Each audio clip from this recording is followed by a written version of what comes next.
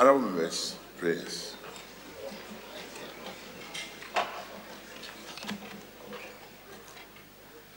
Almighty God, we humbly beseech thee to look with favor upon this Parliament of the Republic of Ghana. Grant that it may perform its high duty as in thy sight. Give divine guidance to the President of the Republic. Endow members of Parliament and ministers of state with discernment and vision, integrity and courage, that through the labors of government, this land and people may be well and truly served, and thy good purposes for the common human life be realized in our midst. Amen. O God, grant us a vision of our country, fair as it might be, a country of righteousness, where none shall wrong his neighbor, a country of plenty, where evil and poverty shall be done away with, a country of brotherhood, where all success shall be founded on service, and honor shall be given to the deserving, a country of peace, where government shall rest on the will of the people and the love for the common good. Bless the efforts of those who struggle to make this vision a living reality. Inspire and strengthen our people that they may give time, thought, and sacrifice to speed the day of the coming beauty of Ghana and Africa. Amen.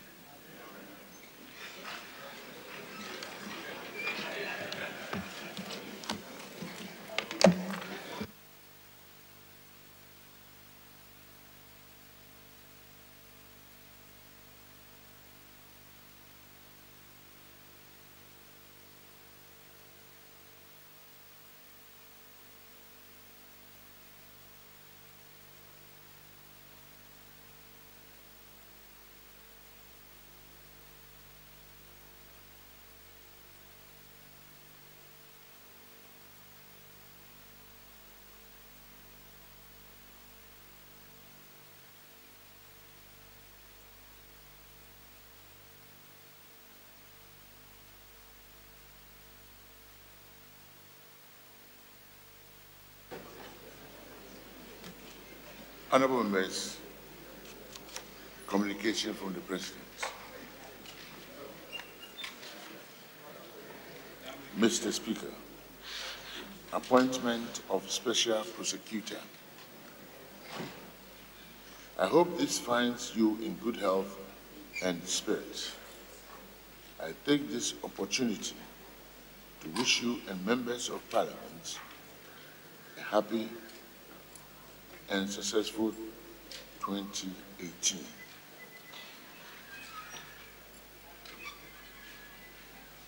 I assented on 2nd January 2018 to the Office of Special Prosecutor Act 2017, Act 959. Pursuant thereto, the Attorney General, Ms. Gloria Akufu, by letter dated 11 January 2018, nominated under Section 13(3) the name of Mr. Martin Amidu for appointment to the office of Special Prosecutor. I accepted his nomination. I accepted her nomination and appointed Mr. Martin Amidu, subject to the approval of Parliament, as the Special Prosecutor.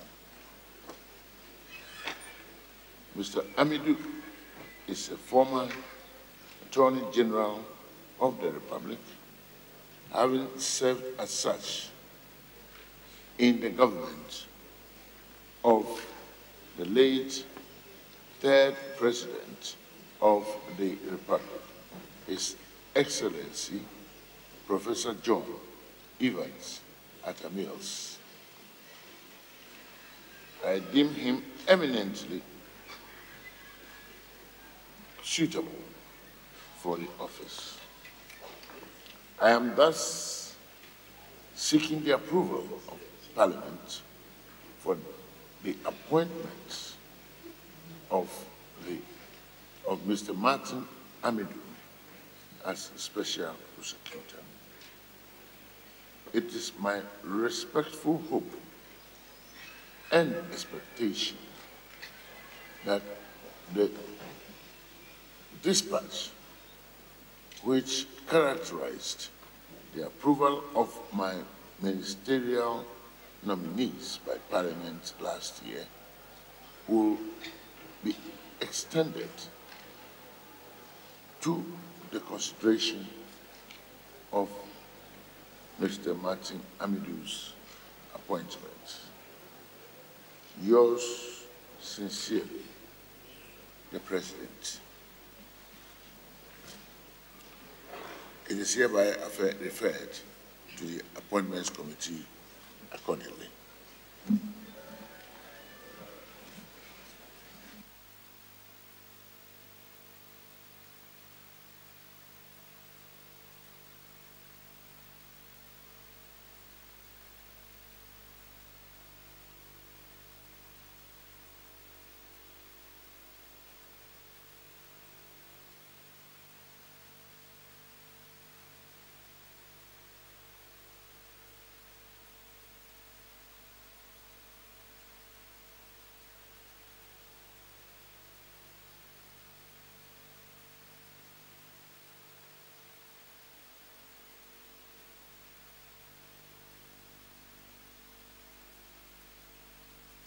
Honorable members, correction of votes and proceedings. Tuesday, 23rd January 2018, page 1.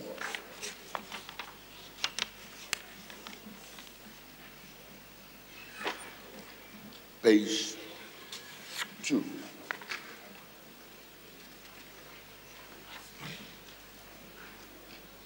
Page 3.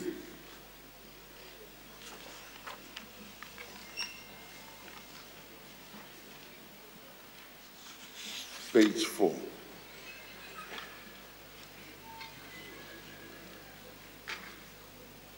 Page 5.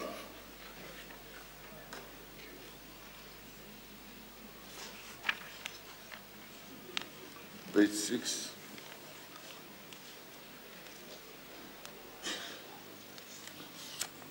Page 7. Yes, Honorable. Thank you, Honorable Speaker. Honorable Speaker, yesterday I was present in the House, but my name has been marked absent. Very well. Page 7.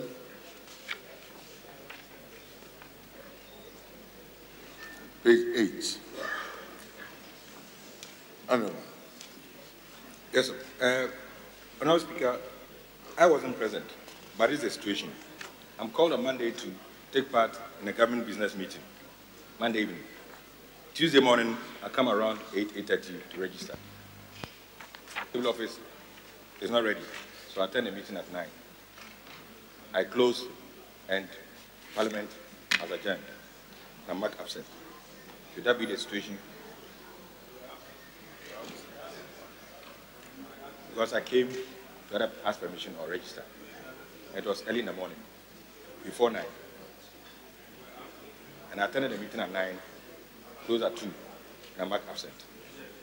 Can we take a determination on that? Thank you. Honorable Majority Leader. Honorable Majority Leader, will a member in these circumstances be present or absent with permission or what? Mr. Speaker, respectfully, I didn't hear a word. Honorable, from the if you please state your difficulty so that we shall be ad idem at the end of the day. Well, Leader, what I'm saying is, I was called to attend a meeting yesterday on Monday evening. And so I come in the morning around 8:30 a.m. in order to get my name registered before going for the meeting at 9 a.m. The table office is not ready, so I attend the meeting at 9 and we close at 2. by which time Parliament adjourned. And my name is marked absent. Should that be the situation?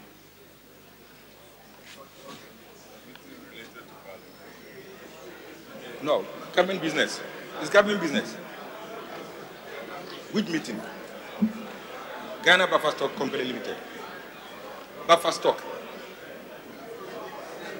An agency of Ministry of Agriculture.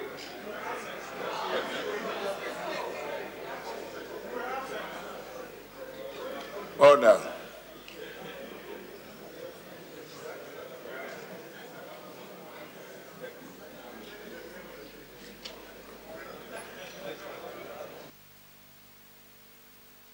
Mr. Speaker, if I heard my colleague well, he says he came to the House at 8:30. Unfortunately, the table officers had not reported yet, and so he could not submit a request for absence with permission.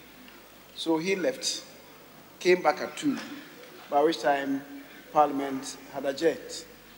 And he's pleading that he be recognized as having, I don't know whether the plea is to be recognized as having entered the presence of Parliament or having entered the chamber. Mr. Speaker, our rules are clear. Order 42 provides the House shall sit on Tuesdays, Wednesdays, Thursdays, and Fridays. Sittings shall, subject to the direction of Mr. Speaker, ordinarily commence at 10 o'clock in the forenoon and shall ordinarily conclude at 2 o'clock in the afternoon. Mr. Speaker, the time span has been provided in our orders. And my colleague, diligent as he is, knows this. And Mr. Speaker,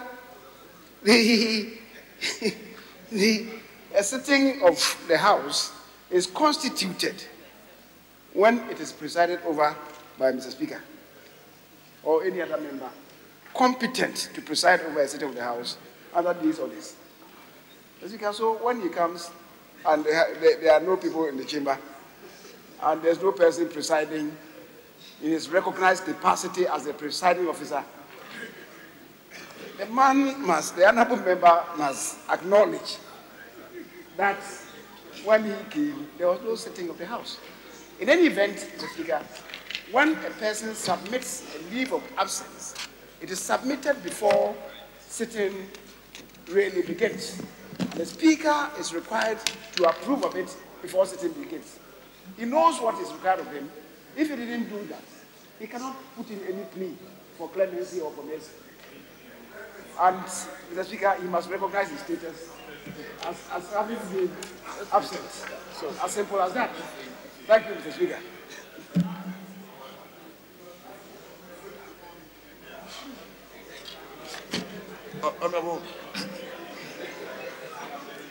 Honorable members, order 41 is sufficient to guide us, and we must act within the prescribed hours as per our rule. The honorable member was unfortunately absent.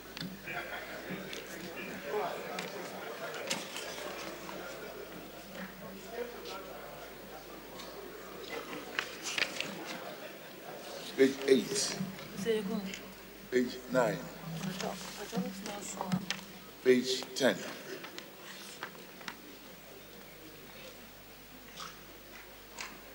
Page 11.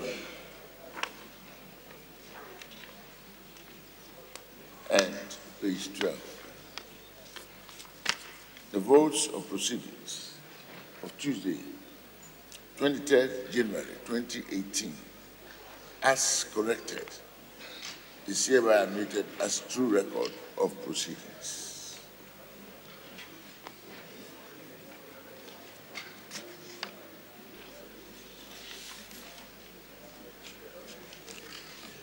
Thank you. Honorable members, statements. The Honorable Minister for Foreign Affairs. will make a statement.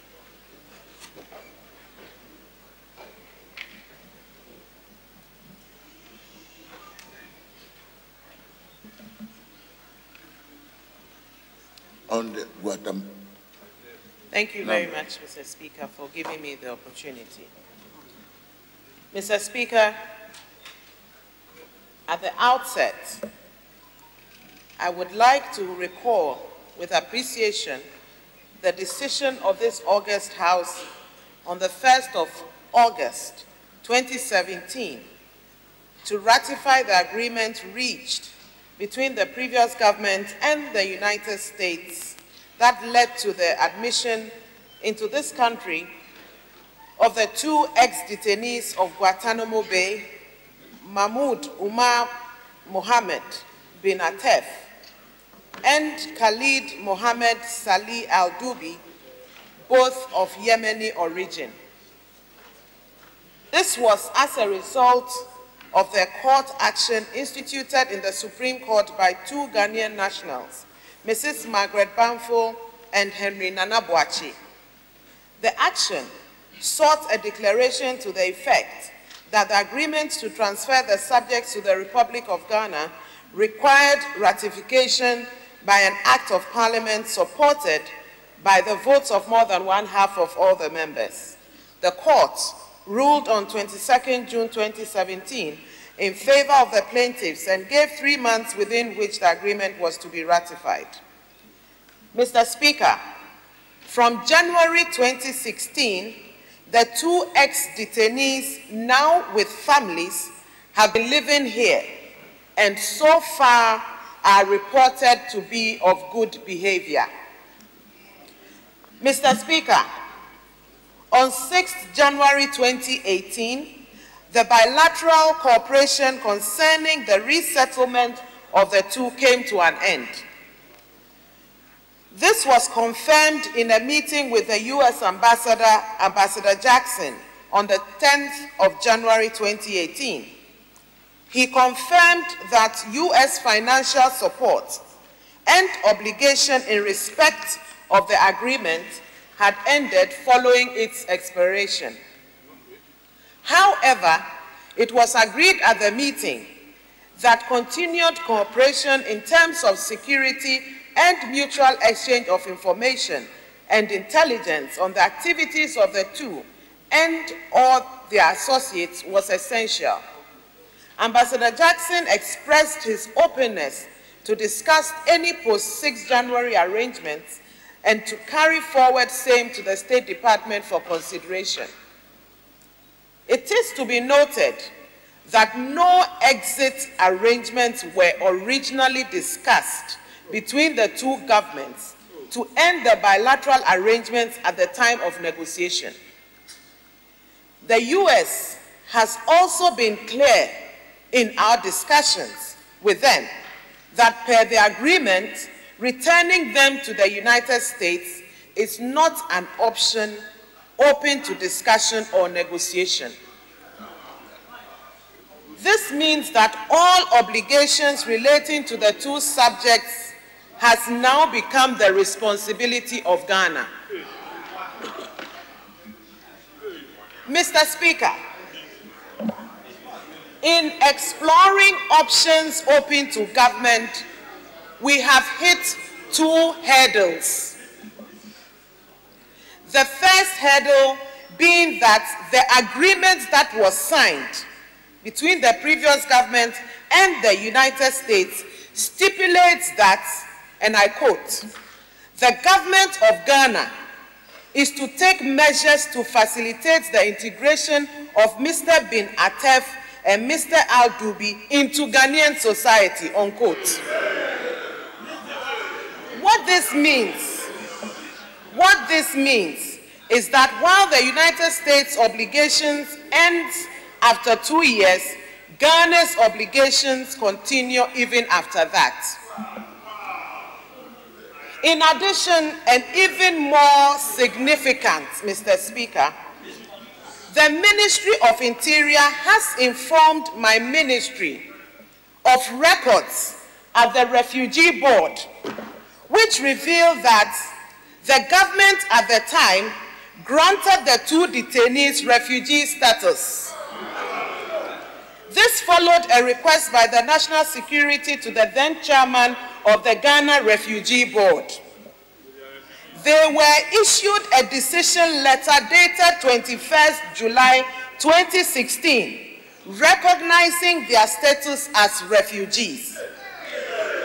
The implication is that, in accordance with the United Nations Convention on the Status of Refugees of 1951 and the 1967 Protocol on the Status of Refugees, as well as the provisions of the Refugee Law 1992, PNDC Law 305D of Ghana, the two have attained the status of refugees in our country. The most essential component of refugee status and of asylum is protection against return to a country where a person has reason to fear persecution. The protection has found expression in the principle of non-refoulement, which is widely accepted by states. The principle of non-refoulement has been defined in a number of international instruments relating to refugees and in the 1951 United Nations Convention on the Status of Refugees referred to above. It provides that, I quote, "No contracting state shall expel or return a refugee in any manner whatsoever to the frontiers of territories where his life or freedom would be threatened on account of his race, religion, nationality, membership of a particular social group, or political opinion," unquote. This provision constitutes one of the basic articles of the 1951 Convention. Mr. Speaker, accordingly, government is constrained to explore any further options at this time and will await an in-depth examination of the matter by the appropriate agencies. Thank you very much, Mr. Speaker, for the opportunity.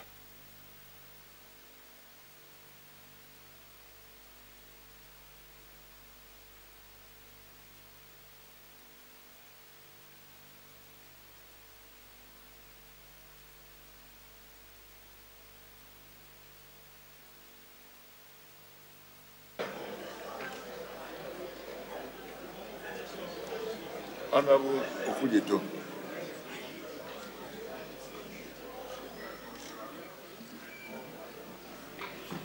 I'm most grateful, Right Honorable Speaker, for the opportunity to contribute to this statement.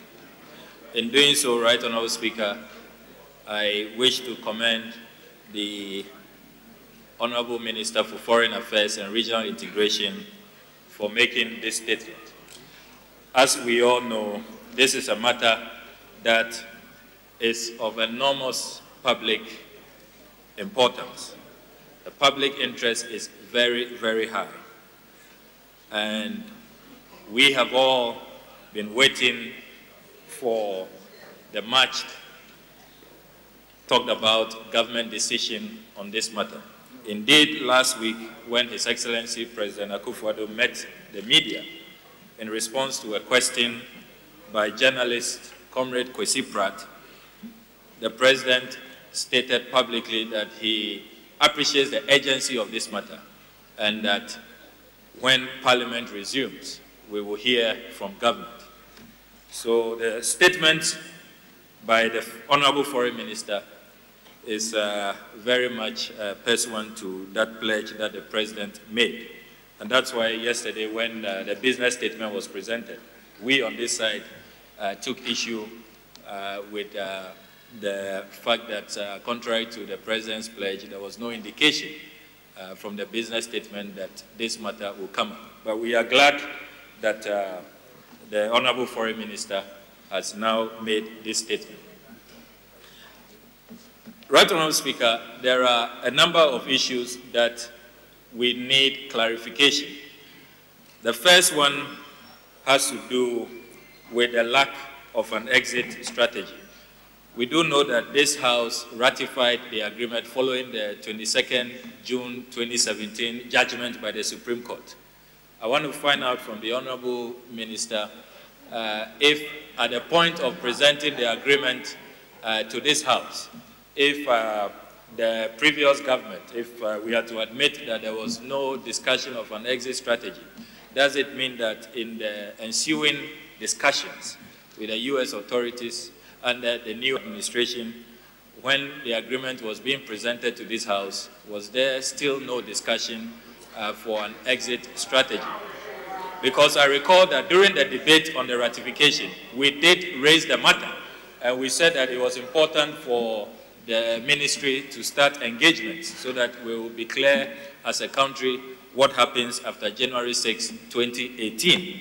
And so to be hearing today that this appeared to have come as a surprise, I am not too clear in my mind why that element of surprise, when we have always known that we will get to January 6, 2018, and there will be the need for us to decide as a country what we need to do.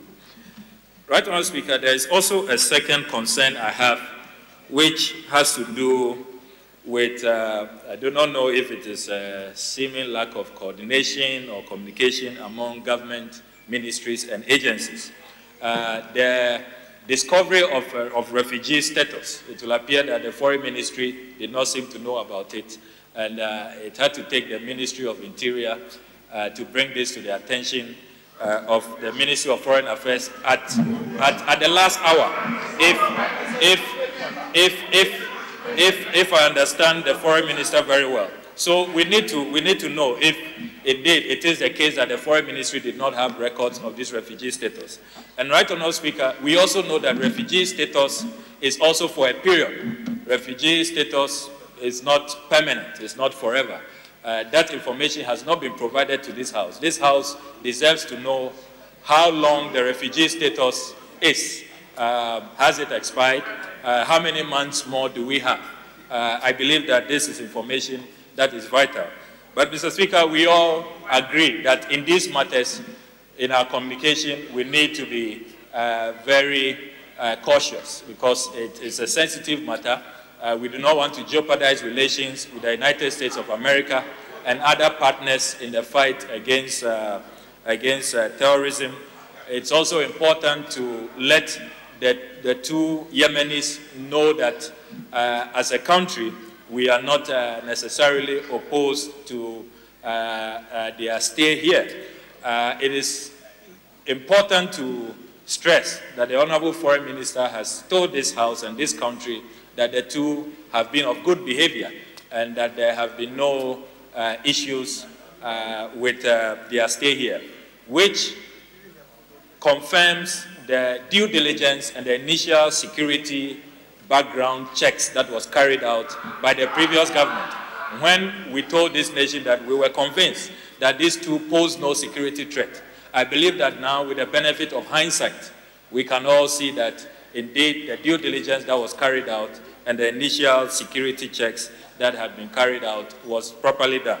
And there was really no need for the anxiety and the panic that was created, especially by our friends from the other side. But we all now have the benefit of hindsight. And this side can assure the Honourable Foreign Minister that whatever, I get the impression that the Honourable Foreign Minister is asking for more time for the government to decide. We can assure them that we will be willing to work with them so that we can find a permanent solution to this matter. We will engage in politics that you can be rest assured is not opportunistic and will be in the national interest as we find a permanent solution to this matter. I thank you very much, Mr. Speaker, for the opportunity to make this statement. Thank you very much, Mr. Speaker, for the opportunity. Mr. Speaker, I must commend the Foreign Minister for being on point on this Gitmo 2. And also to remind my friend Samuel Okujeto that the presidential oath, which was read by President Mahama, and I'll refer him to page 205 of our Constitution, that he swore to the people of this country that I will at all times preserve, protect, and defend the Constitution of this country. Mr. Speaker, if you read Article 40 of our Constitution, that in its dealings with other nations, the government shall promote and protect the interests of Ghana. This issue was very topical before the last election, and it took two nationals of this country to bring finality to this issue, the Supreme Court. My colleague wants the foreign minister to reduce her statement into question time by asking her to furnish him and the House the exit plan and the refugee status. It's taking this government to clean up the mess of the National Democratic Congress. Yes. That is a fact, Mr. Speaker. It's taking this government and two prominent nationals to settle on this matter. That one, a treaty which was poorly executed, did not meet the terms of this Constitution. And it took this Parliament to come back last August to ratify it. Mr. Speaker, these nationals that we are discussing, or this agreement, have now attained refugee status, as mentioned by the Foreign Minister, through collaboration with other security agencies, including the Ministry of Interior, which is responsible for the Refugee Board. Question is, government has now have to look for money, extra resources, collaborate with the national security to ensure that these alleged terrorists, are well kept and protected within the confines of this nation. Having exceeded the exit plan, which was not well taken care of, as at January 6th. Mr. Speaker, so I believe that government has done its part. Government will always support the United States of America and ensure that these nationals are taken care of, but not at the detriment of the security of this country. I thank you very much, Mr. Speaker.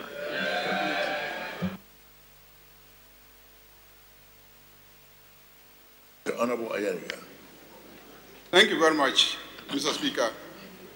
Mr. Speaker, let me use this opportunity to thank the Minister for coming to this House to brief us on this matter.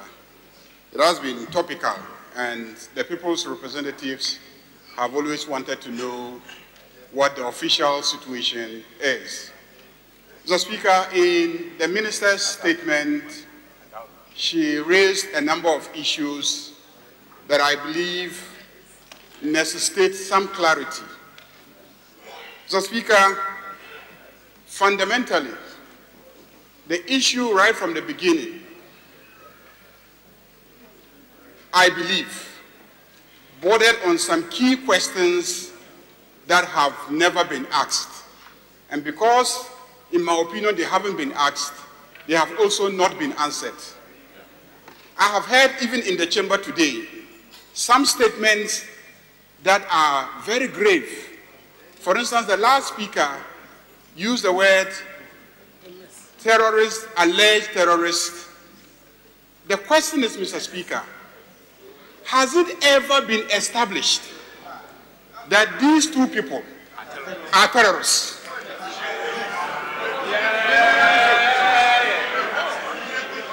Has it ever been established that they are terrorists?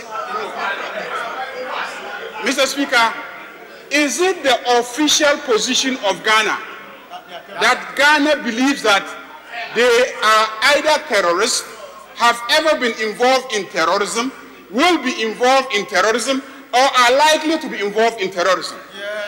Mr. Speaker, if we answer this question properly, then we will find guidance in our own legislation, which is the Anti-Terrorism Act of 2008.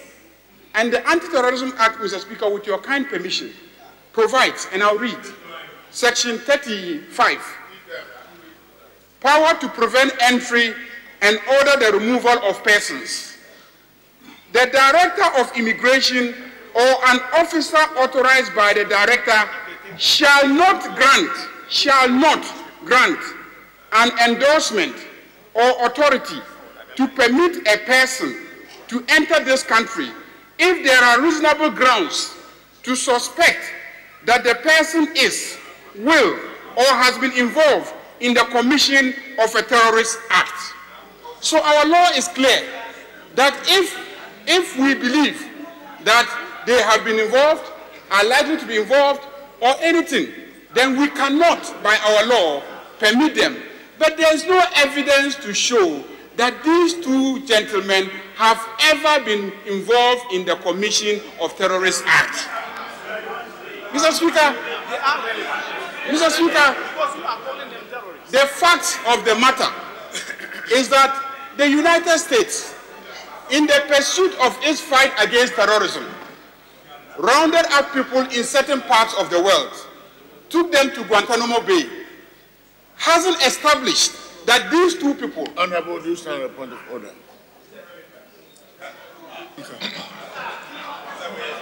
Right, Honorable Speaker, respectfully,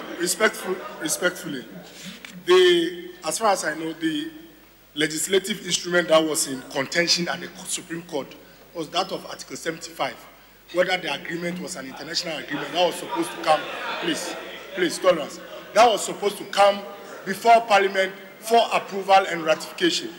Right, Honorable Speaker, it was not about the Anti-Terrorism Act, it was about the agreement itself. So my colleague is out of order by quoting the Anti-Terrorism Act.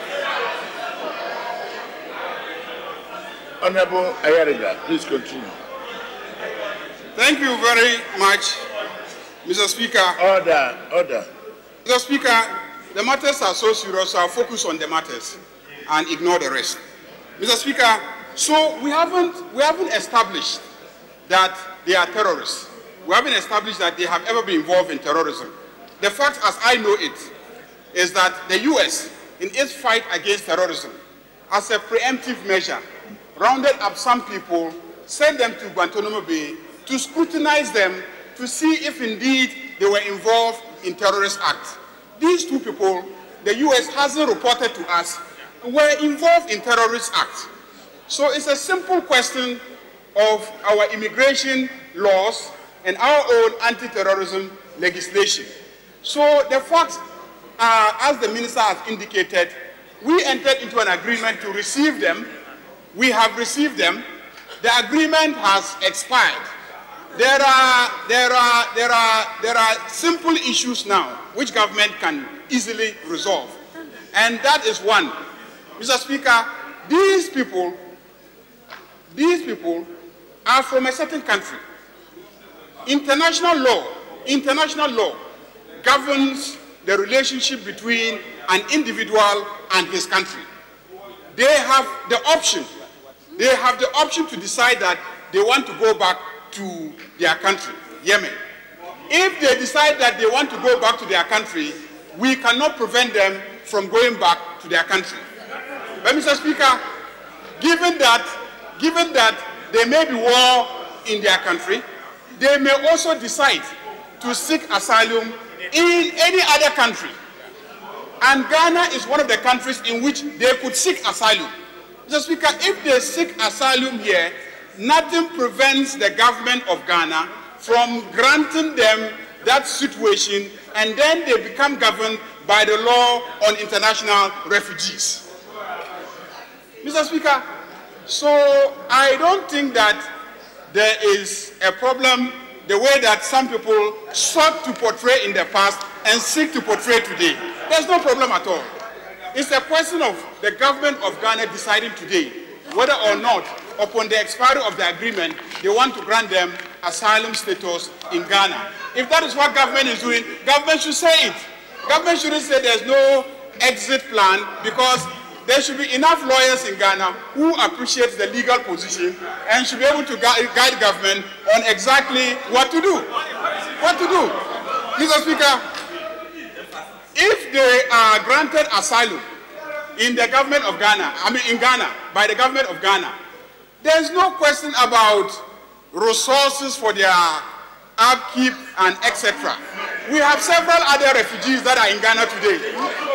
And it is the United Nations, that is primarily responsible for their maintenance as refugees.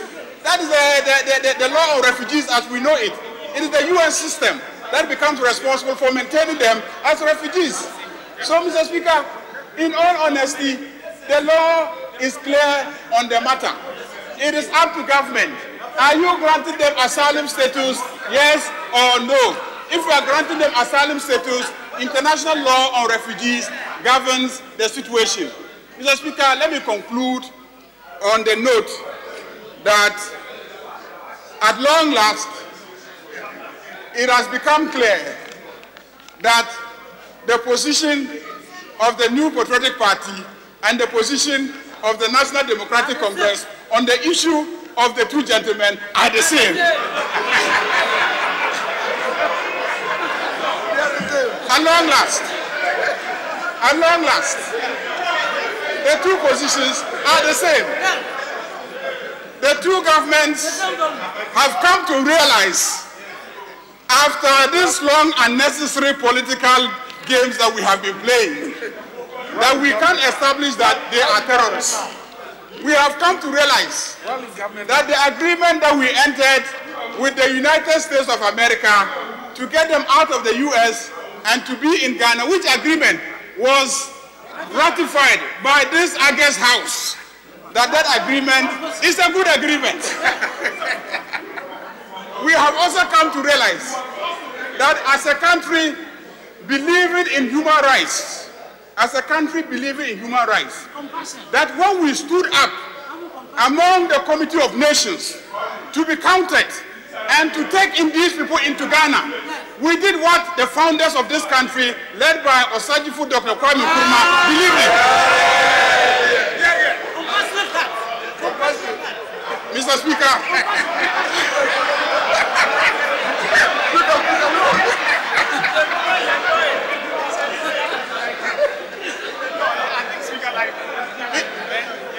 Mr. Speaker, I think that when sensitive matters like this come to this country, let us as a nation always approach the matter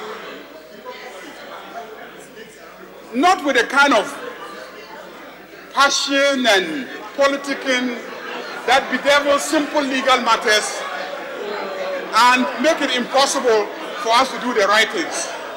So I want to end on a note of thanking the Minister for Foreign Affairs for coming to brief us on the situation. We are very grateful to her, and we are grateful to the government of the New Patriotic Party for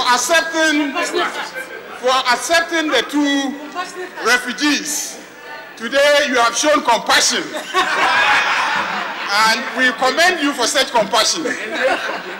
And you have learned that the NDC was also a very compassionate government. Thank you very much, Mr. Speaker.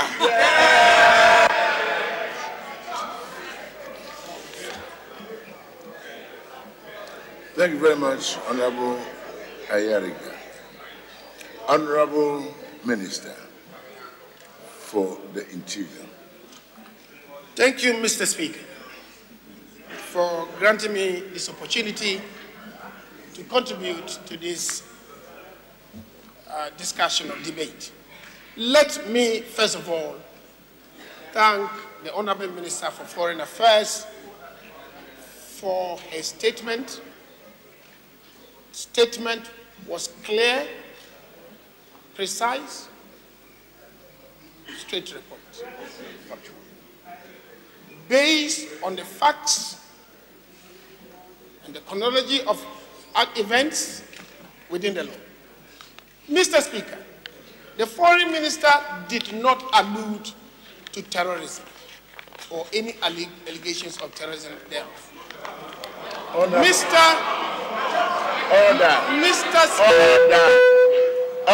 Honorable Ayariga, I gave you a very good opportunity.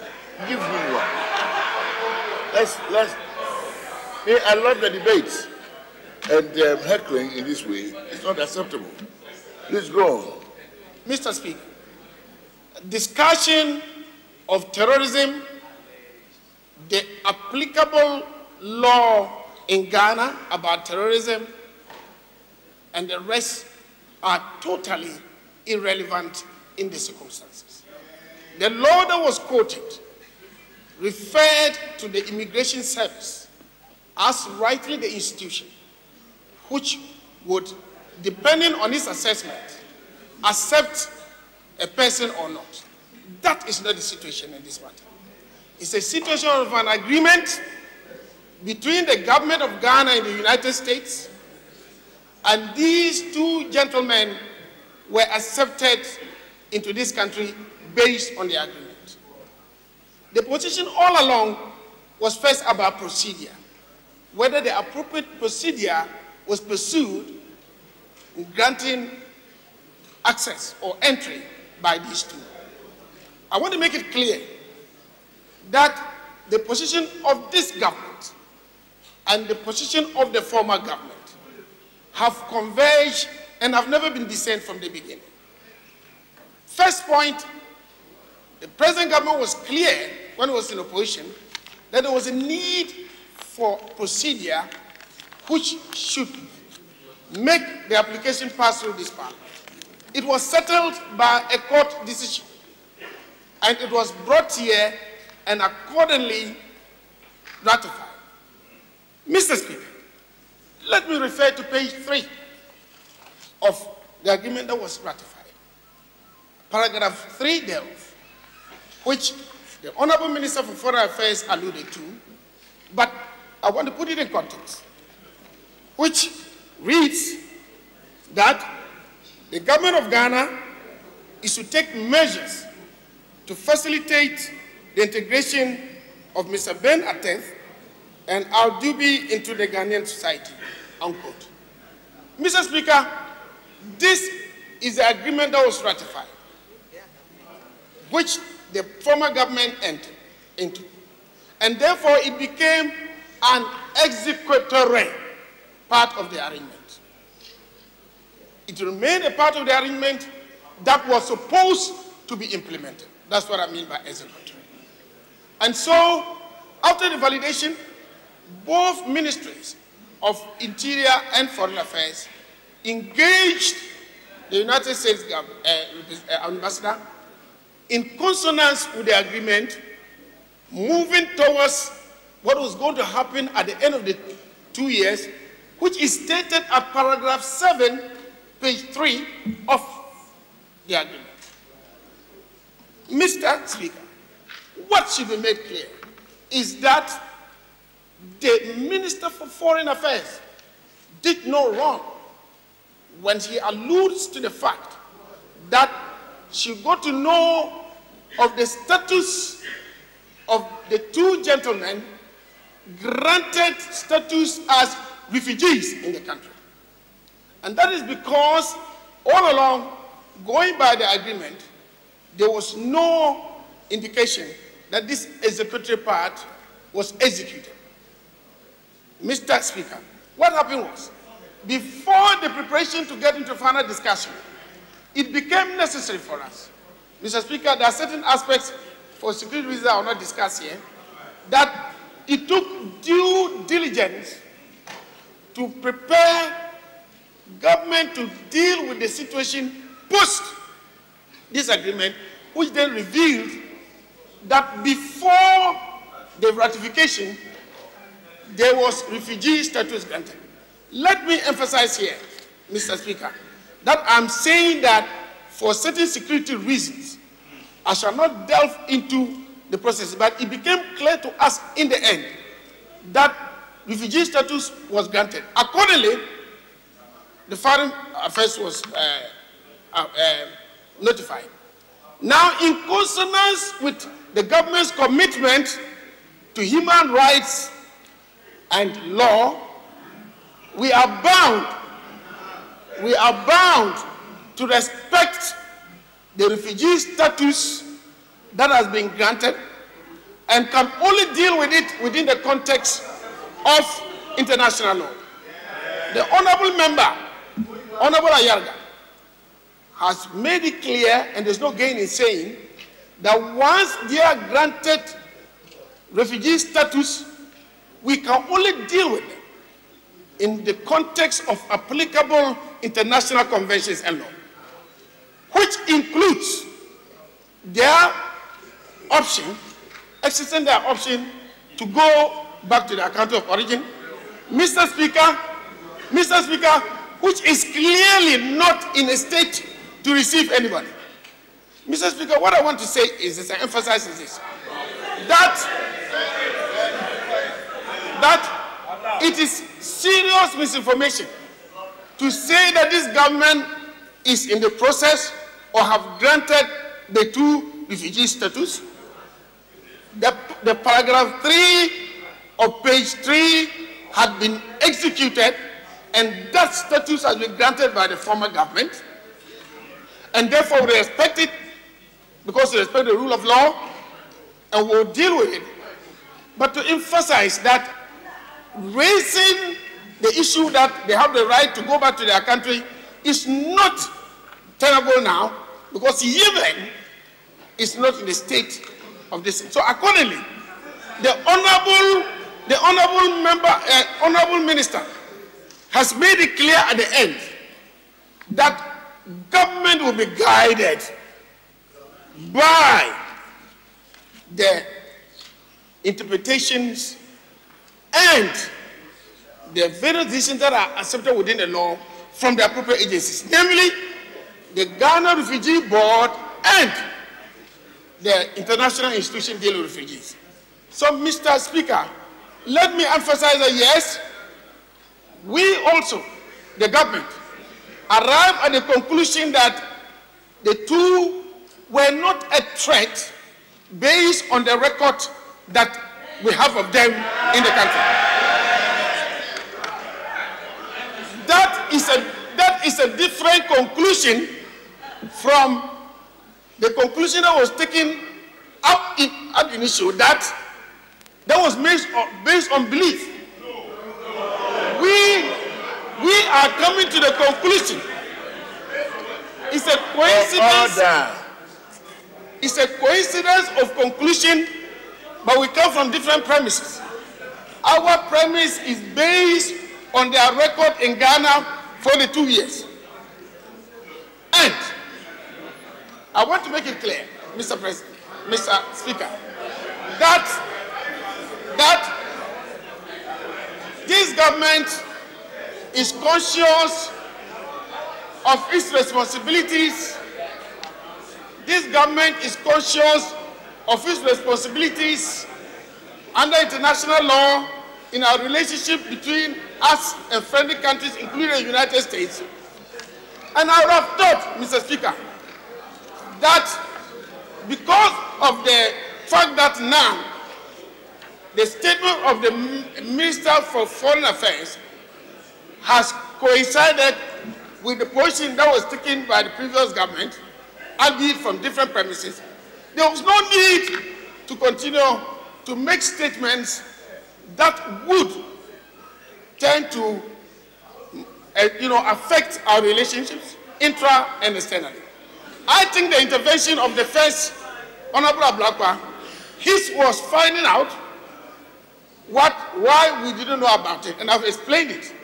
The chronology of ideas is that it came from our ministry after due diligence, and what we did, we had to take technical reason to be able to find out that the same people that were involved. So, Mr. Speaker, I would conclude by saying that this is not the time for us to involve in partisan, statements, but to thank the Minister for Foreign Affairs and to say that Mr. President has delivered on the fact that he is going to stay in position, and the position is that these 2 are refugees duly granted the status by the former government. We respect the status and will work within the international law to ensure that the interests of Ghana at all times and our obligations under international law are respected. Thank you, Mr. Speaker.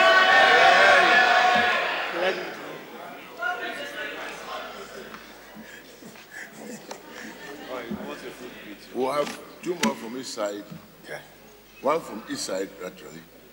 5 minutes each. Honorable. Thank you very much, Right Honorable. Right Honorable Speaker, I want to thank the Minister for the statement that he has made, but also to make sure that we correct certain misimpressions that have been made in the course of the Minister's statement and in the course of the contributions that have been made by honorable members on the other side. Mr. Speaker, there has been an impression that has been created here that the previous government is responsible for the agreement. And there have been references to the former. Mr. Speaker, government under the law and constitution of this country is a continuum. And that is why, Mr. Speaker, that is why the Speaker was sworn in even when the President of the Republic was outside of this country and the Vice President was outside. And that is, the point is that because government is a continuum, when you inherit obligations, they are the obligations of the Republic of Ghana. This agreement is by and between the Republic of Ghana and the Republic of the United States, the federal government of the United States of America. In the circumstances, it is not proper for the minister to try to shift responsibility by saying that this was signed by the previous government. Of course, as an administrative matter, it is true that it was signed by the previous administration. But if there's any substantive obligation arising out of and in connection with this agreement, it is a matter that must be handled properly by this current government. Honourable member, let's make that statement circumspectly. The fact that government or governance is a continuum does not prevent any previous action of any government whatsoever to be analyzed, possibly reviewed or repudiated legally by subsequent means. So that matter does not arise as a broad statement. So make yourself very clear, lest the impression might be given that whatever has been done by what one may call previous government, no matter what it is, whether Europe or America or wherever, and it is a previous government, you have to swallow it no matter what in all parameters. That one is not local or international law. Please go on. Thank you, Right Honourable Speaker. I appreciate the point that you have made. Mr. Speaker, in the course of the presentation, it was made clear that terrorism was not relevant as far as this matter is concerned. And the Honourable Minister of Interior pointed that out.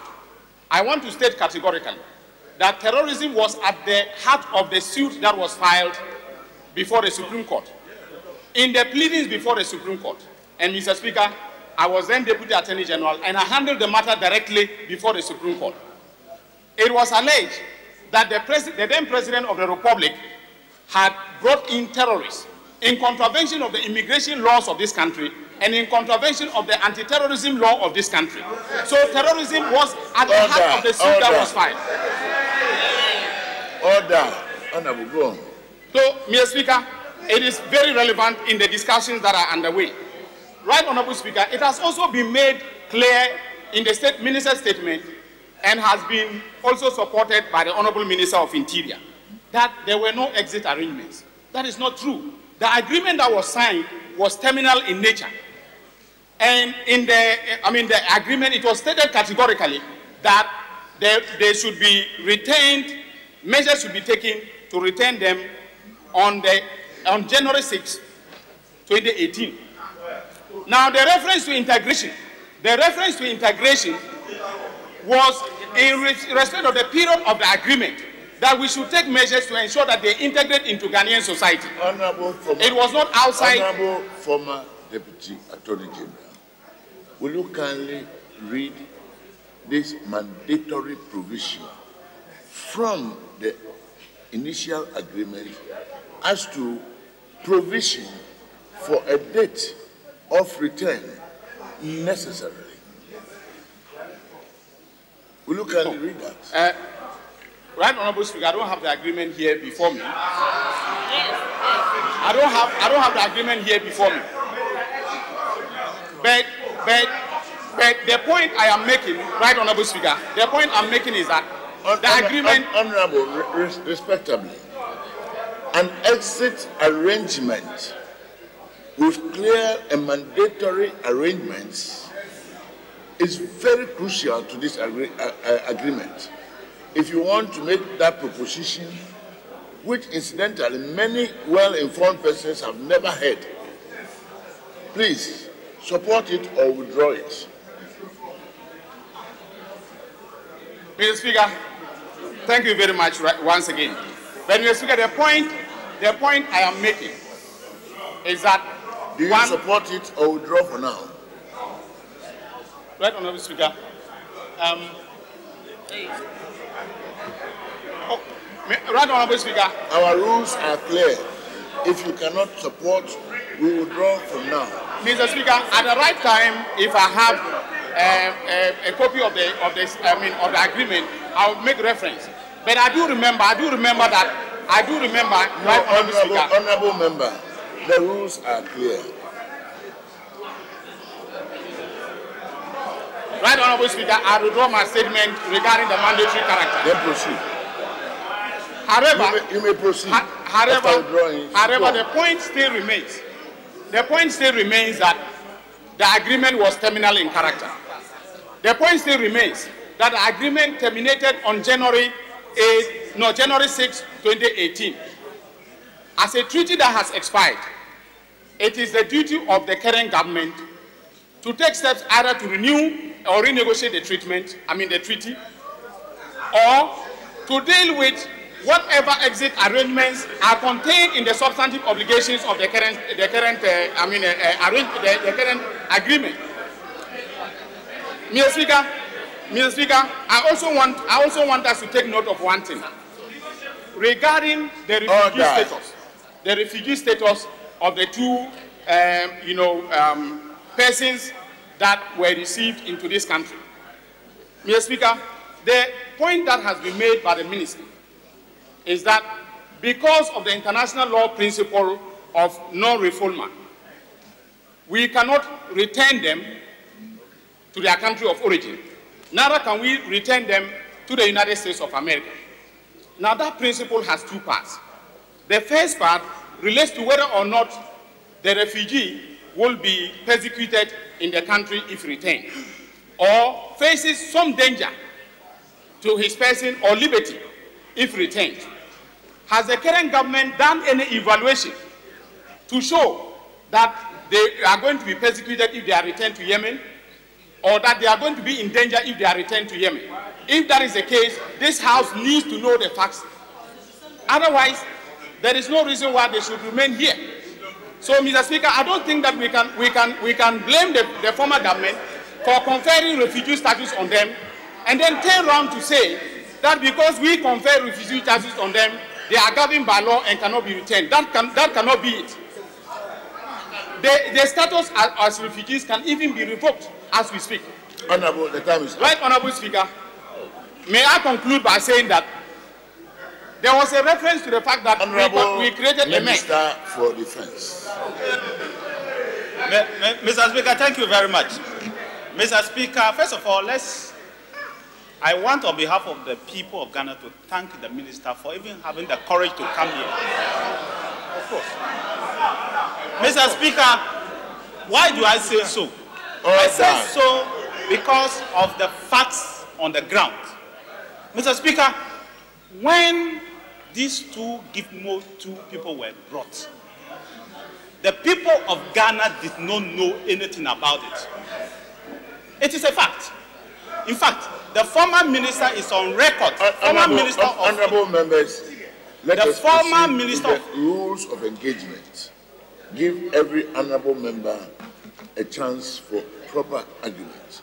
Honorable Minister, you may continue. Mr. Speaker, the former Minister of Interior is on public record to have said that even as Minister of Interior, he did not know anything about this agreement. That is a fact. Mr. Speaker. Honorable Okujeto Ablakwa, do you rise on a point of order? Rightly so, Right Honorable Speaker. The Honorable Defense Minister is misleading this House. Order.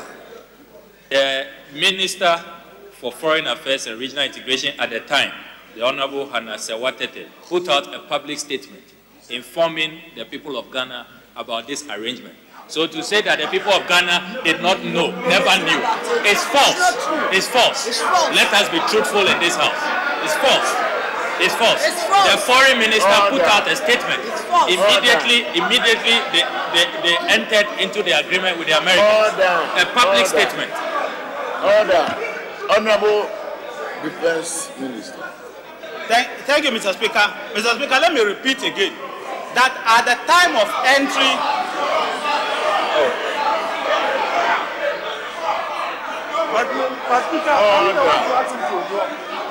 at the time of entry of the two, the government did not inform the people of Ghana. It is true. It is true that the people did. It is true that the minister released a statement, but it was after the people had entered the settled in Ghana. Mr. Speaker, it is not record science. Mr. Speaker, you do not need record science. Order. Order. Order. Order. Order. Thank you, Mr. Speaker. Mr. Speaker, you do not need record science to know. It is common knowledge that Yemen is in turmoil. It is common knowledge. Mr. Speaker, the position, it is also true, very true, that the position of the NDC and the MPP as parties, and the NDC in opposition and the MPP in government are never the same.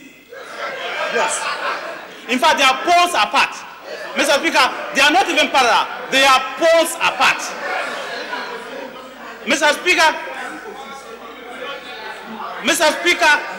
the two, I am Minister for Defense, and I can say that both the people of Ghana, the governments, and the government of America are very sensitive to this thing. That's why I said I'm congratulating her for coming to inform the people.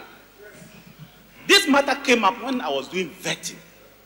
I remember that somebody asked this question.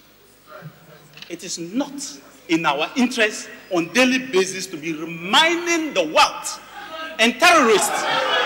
No, so you are doing it now. Doesn't mean you should do it now. Mr. Speaker, the two were arrested on suspicion of terrorist activities. There's a difference between that they are terrorists and arrested on suspicion of terrorist activities. And that is the position, and that has always been the position of the MPP.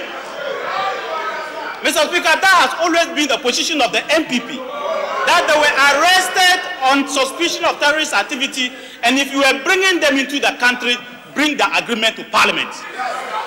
Mr. Speaker, what did we do when we came to government? We have brought the agreement. Honorable members, the noise will not help. Honorable Minister, you will continue. Mr. Speaker, what did we do when we came? The leaders will have ample time to contribute, and I would like the rules of engagement to be regarded. Honorable Minister, please. Thank you, Mr. Speaker. Thank you very much. Mr. Speaker, what did we do when we came to government?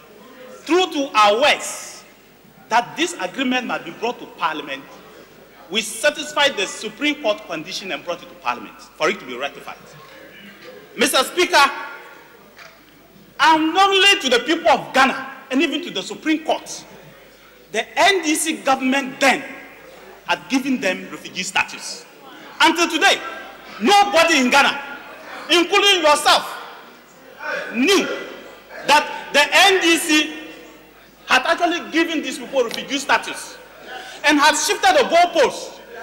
They have shifted the goalposts completely.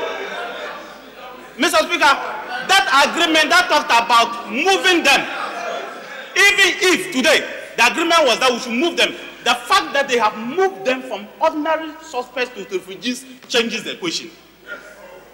You cannot just throw them out. Mr. Speaker, you cannot just throw them out because today they are refugees.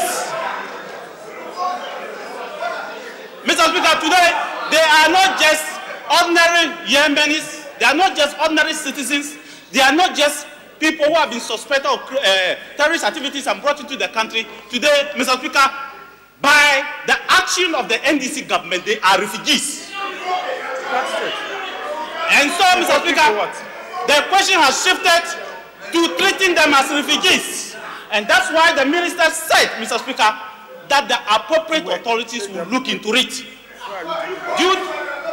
Mr. Speaker, they hid it from Parliament, the information from Parliament, they hid the information from the people of Ghana.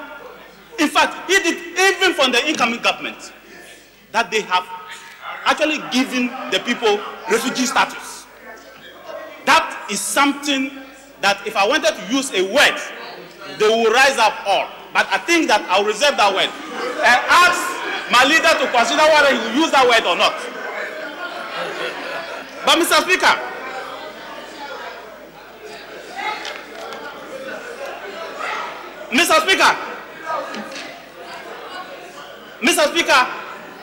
let it be known, Mr. Speaker, that this government is very cautious about the safety of the people of Ghana. We are very cautious and we are making sure that the people of Ghana are completely safe. That is the reason why, Mr. Speaker, we are hesitant to take any decision that will have security implications on the people of Ghana. That is the reason why the Minister for Interior told this House that for security reasons, there are certain information we cannot put on the floor here. But Mr. Speaker, I can assure you that the people of Ghana are very safe. Extremely very safe. That when it comes,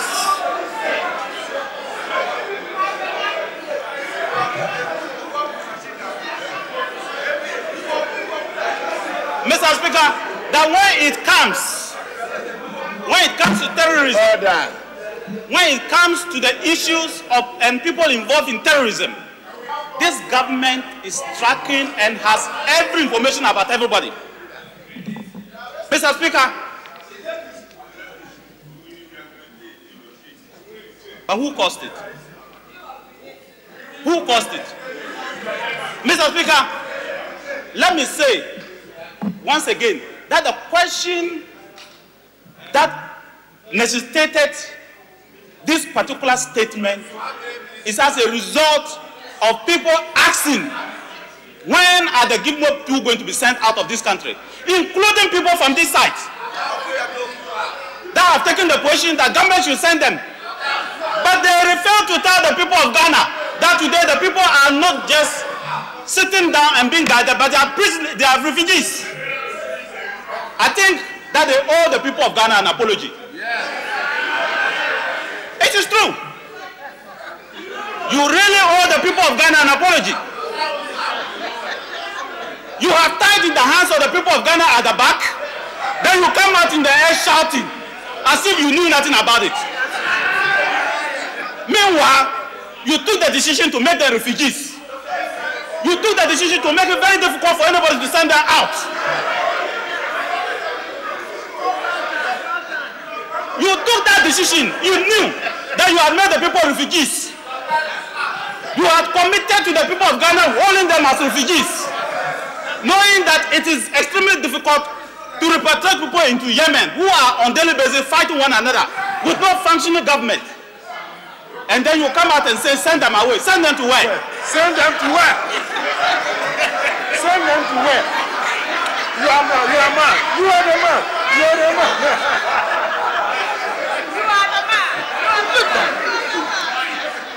So, Mr. Speaker,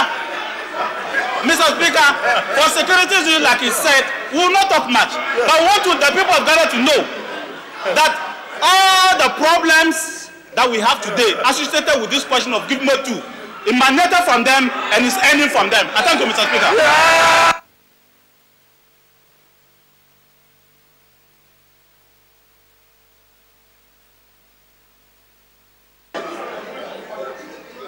Honorable Minister for National Security.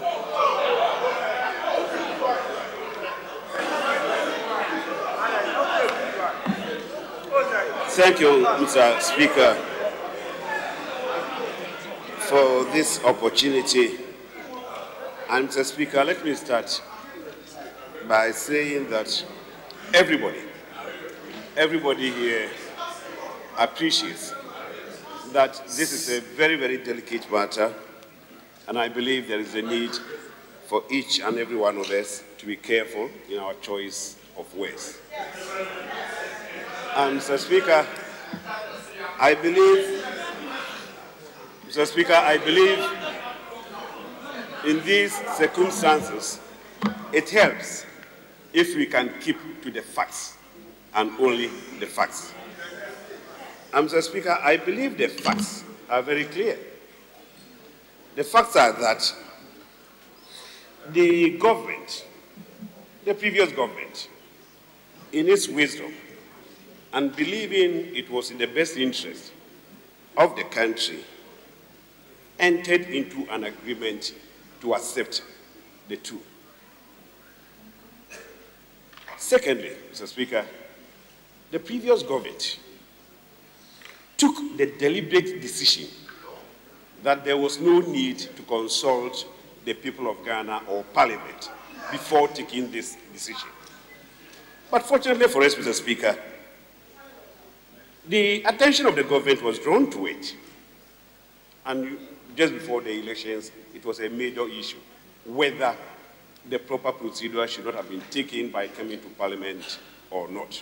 Fortunately for us, Mr. Speaker, the court, the Supreme Court, has now given a decision. And the Supreme Court says, yes, the matter should have been referred to Parliament. Parliament has since gone ahead to ratify the agreement. The agreement was for a period of 2 years, which has now lapsed. And naturally, people want to know, so what happens? I think the essence of the statement that the minister has given this morning is to say that there are two hurdles that she is faced with. And the two hurdles, she says, are that in the agreement, there is this clause that says the government of Ghana is to take measures to facilitate the integration of the two gentlemen into Ghanaian society. Were we to integrate them into Ghanaian society only for a period of 2 years, and thereafter, that is the end of it? Probably that could have been the intention. But then the second header, Mr. Speaker, the government of the day then found it necessary to give them a refugee status. Mr. Speaker, this complicates it. And in my opinion, by giving them that status, you have promoted them from protective custody into refugees. Now they are not just in Ghana for us to give them some protection. They are in Ghana as refugees. And the lawyers have pointed out that there are implications that go with being given that status. Yeah. One of which is the decision to let him go or not does not just rest on government, but on him. The people must agree to go. It changes the whole equation. And these are the two problems that we are facing, which I believe this House should help us to resolve. Instead of politicizing it and making statements, which to me is not going to help. Yes. So, no, it started from a year ago. So, Mr. Speaker, the significant thing is that a deliberate decision was taken to give them this refugee status. Mr. Speaker, this decision was taken even though there was nothing in the agreement that demanded that the government should give them a refugee status. It was a deliberate decision by somebody who thought it was in the best interest of the country. That is the issue that we should be trying to address and not try to politicize it. Mr. Speaker, in the face of this reality, where the hands of government has effectively been tied, oh yes, when the hands of government have effectively been tied to the extent that any decision to take the people away must have their consent. Yes. We need to accept that a problem has been created. We need to accept that there is indeed a hurdle, and we need to accept that there is the need for us to discuss this in a manner that allows us to come by a conclusion which is in the best interest of the country. But it helps, as I said earlier, Mr. Speaker, that in discussing this matter, let us stick to the facts and don't let us manufacture what we claim to be facts, which indeed are not facts.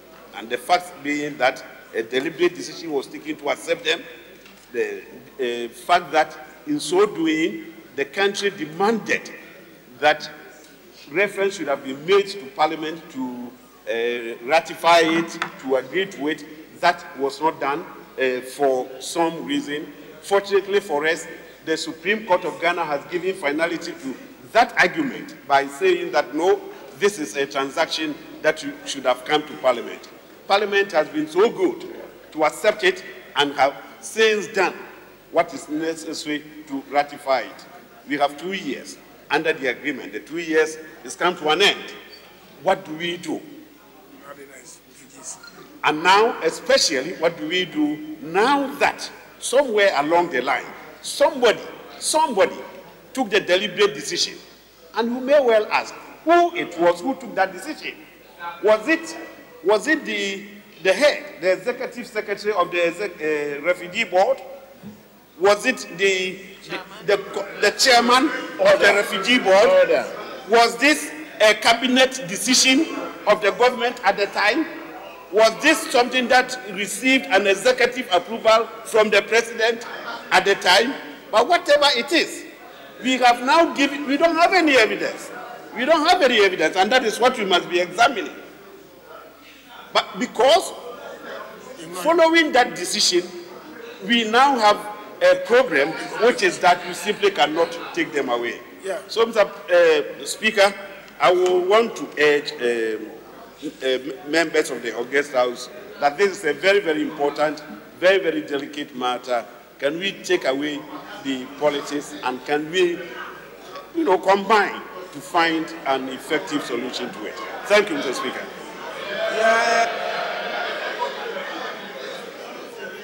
I must respectfully remind, because I heard with my own ears, no honorable member of Parliament, when a person is on his or her feet in this honorable house, should be shouting, "Sit down." I will not want to take any further step. But please, let's be very mindful of the relevant decorum in this honorable house. Honorable Minority Leader. Mr. Speaker, let me thank you for the opportunity to contribute to the statement made by the Foreign Minister in a matter relative to Gitmo 2, their admission into the country subsequent to parliamentary ratification and subsequent to lapse of time and expiration of time. But Mr. Speaker, let me respond that this is a sovereign country. Even though our parliament is not sovereign, we do have a strong parliament. Mr. Speaker, let me respond to the Minister for National Security that Parliament ought to have been consulted. When and how? And Parliament, be informed, was adequately apprised of this issue on 19 February 2015 for the facts. Therefore, 2016, the Honorable Minister Hannah Tete was here to apprise the House of this. Mr. Speaker, I listened to the Minister for Defense and other colleagues, and I worry about the reduction of a major foreign policy decision into a partisan debate. And Mr. Speaker, what is even more disappointing, and they must learn, that government was not a previous government. It was a legitimate government elected by the people of Ghana. It is today. It is today. It is today. You can refer to it as a previous government. At the time of taking this decision, Honorable members on my right, if you have any point, you may pass it on to your leader. The leadership are summarized. They have 15 minutes each. You will not speak across. You will simply give every point to your leader. Honorable Minority Leader, you are on your feet. Mr. Speaker, it was not. Today, in your comfort, you can refer to it as previous government. It was a legitimate government, clothed with authority and mandate to pursue the foreign policy of Ghana to the best interests of our country, which it did, led by President Mahama. Mr. Speaker, I've heard again Minister of National Security, for whom I have enormous respect, that Parliament consulted. When you consult Parliament before ratification, he's a very experienced member of Parliament. It's never happened. That's why the President executes the treaty, comes to Parliament, and Mr. Speaker, yourself a lawyer, that is why it's ratification. The act was done before, so you are coming for Parliament to give a blessing to it. That is why in law you use the word ratification pursuant to Article 75 of the Constitution. Therefore, it could not be a preemptive act. And Mr. Speaker, how safe are we in this country? How safe? How safe?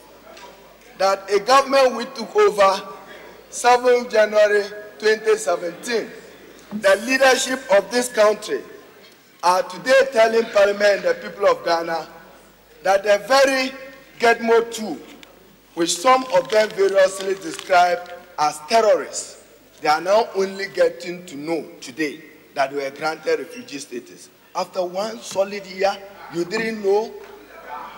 1 year in government, you didn't know? Or you didn't want to know? How safe are we? You are not aware. After 1 year, today is 24th. They don't know anything. Today is 24th January, and it's today you know. Honorable members, no interruption. Yes, Mr. Speaker, we have noted that. Mr. Speaker, even granted that they are refugees, and so what? And so what? And so what? And so what? Especially when I can quote the foreign minister in her statement, say they are of good behavior, and can quote the minister for interior that they are no threat. And so what if they are refugees? When you were told by President Mahama and the NDC that they were granted entry into this country on the basis of compassion and humanitarian grounds. And so what? So it's legitimate. But Mr. Speaker, if you are minded, if they are minded, I'm holding with me here the Refugee Act of 1992, PNDC Law 305D, and Foreign Minister, when you come here, this is Parliament. We want to believe that you have read extensively on the subject matter.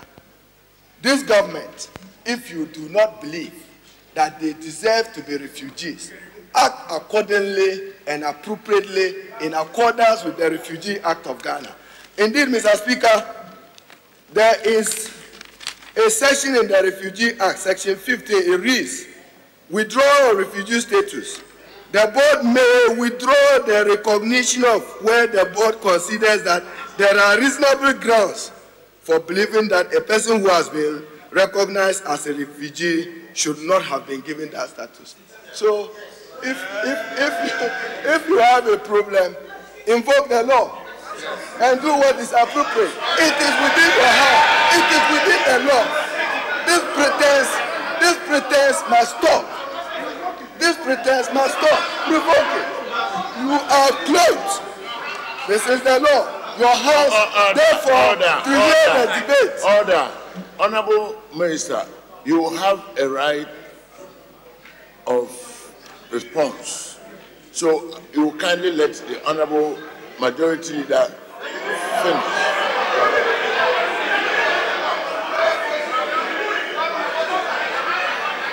Honorable Minority Leader.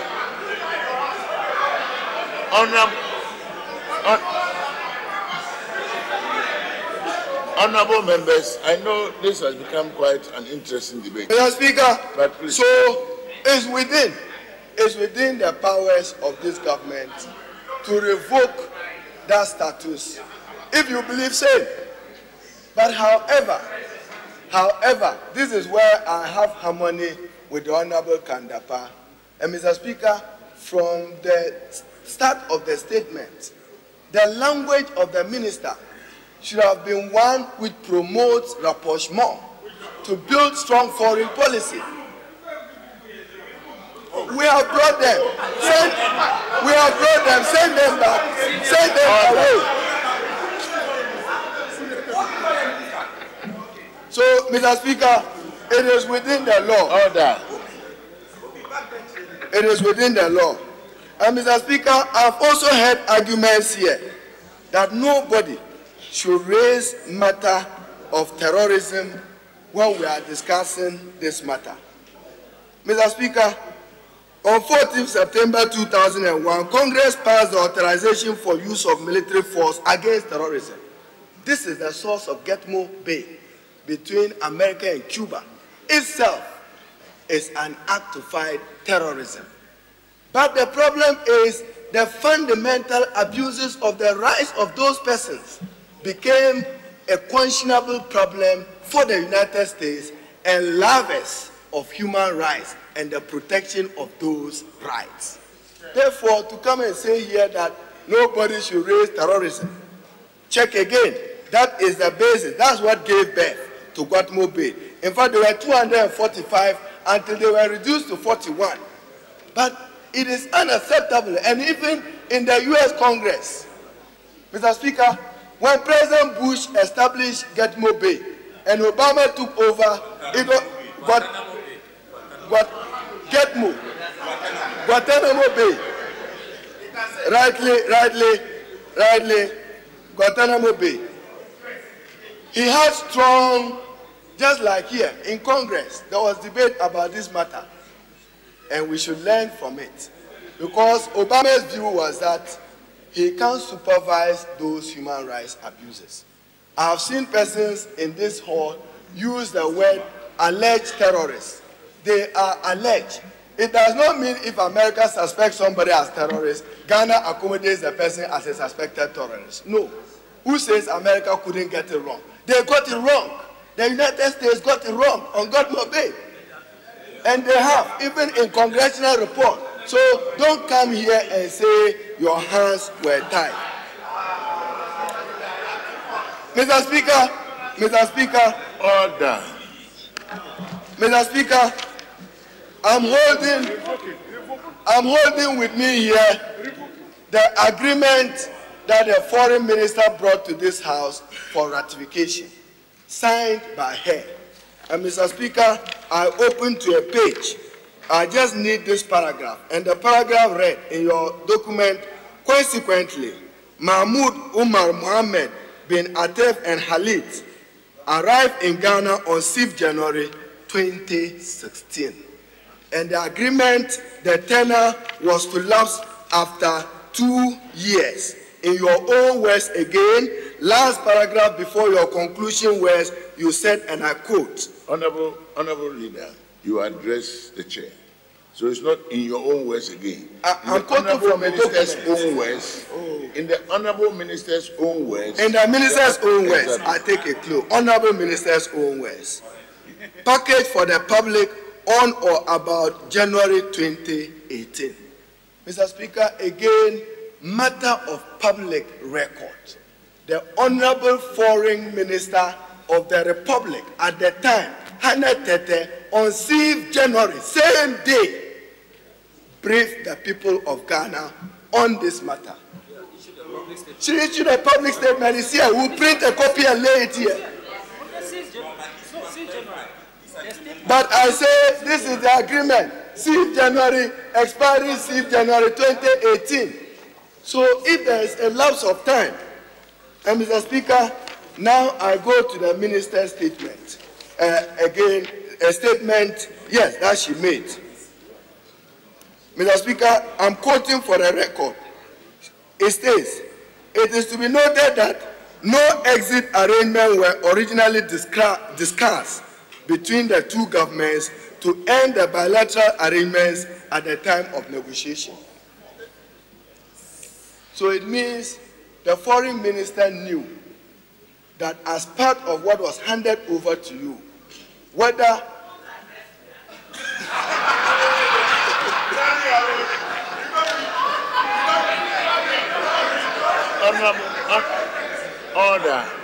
Honorable minority, I'll do so. Continue, conclude, and address the chair and the chair only. Speaker, I need 4 more minutes. This is how to keep the decorum of this honor. I'll abide, Mr. Speaker, but give me just 2, 3 additional. Because, Mr. Speaker, I'm quoting from the statement, and the statement asks, the U.S. has also been clear in our discussion with them that per the agreement, returning them to the United States is not an option for discussion or negotiation. So it means the government of Ghana, then NDC, now MPP, knew that there was no matter for discussion about their exit. This is minister's statement, it's not my statement, it's minister's statement. Honorable minister's statement that she just read. So, you see, when a blind man says he'll throw a stone at you, he must be stepping on it. In this matter, you are not stepping on any stone, and you say you take the terrorists away. Take them away. You had an agreement. You were the blind people, no stone under your leg. And Mr. Speaker, I'll end with another proverb. It's only a blind fool that you step on his something 2 times. I mean, if you can't see, can't you feel it? If you can't see, can't you feel it? So, Mr. Speaker, you knew, I'm quoting, that there was even the matter, Mr. Speaker, the matter they have brought to the fore was a foreclosed matter as far as the U.S. is concerned. And indeed, in the agreement that we ratified, Mr. Speaker, there was room to integrate them into Ghana. That is why it is not legally wrong, not morally wrong, to grant them refugee status, because the fundamental object was to integrate them. How do you integrate them? How do you integrate them? Mr. Speaker, if we are not obliged, why was this parliament invited to ratify and not to reject it? So, Mr. Speaker, in concluding, I can only agree that I wish that the debate on this matter was not partisan. And I wish that we had not reduced the country to previous government and current government. As if the approval and disapproval, deportation and admission of Getme to, how does it improve the quality of the Ghanaian? That, yes, that today, the Parliament of Ghana, you want to take credit. The MPP say they want to take credit. Take. It's your credit. Take them and send them away. Every credit you want, you have it. You have taken credit that they are refugees. If you don't want to recognize them as refugees, the law is in your hands. But Mr. Speaker, this Parliament, we must take our own selves seriously. Parliament ratifies something.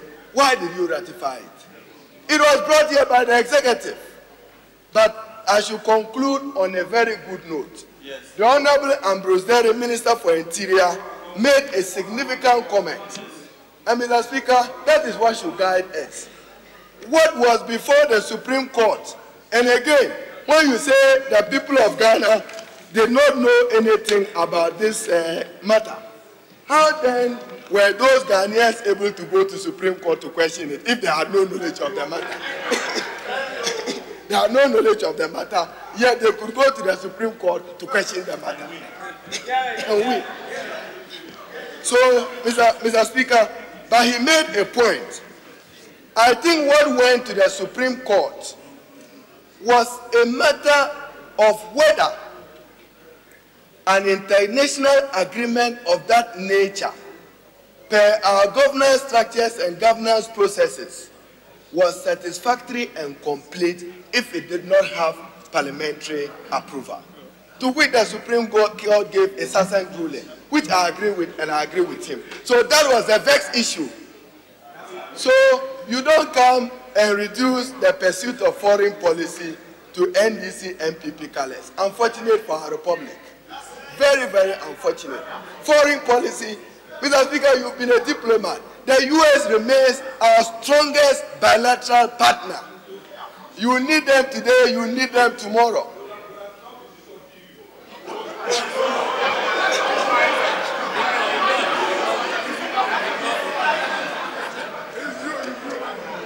So, Mr. Speaker, I think that what this foreign minister should be inviting us to do, for which we will support her, is that the time has lapsed. Thank you.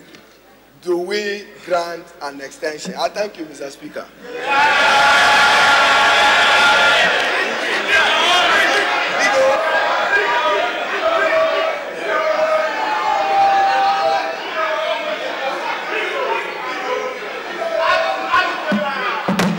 Honorable Majority Leader.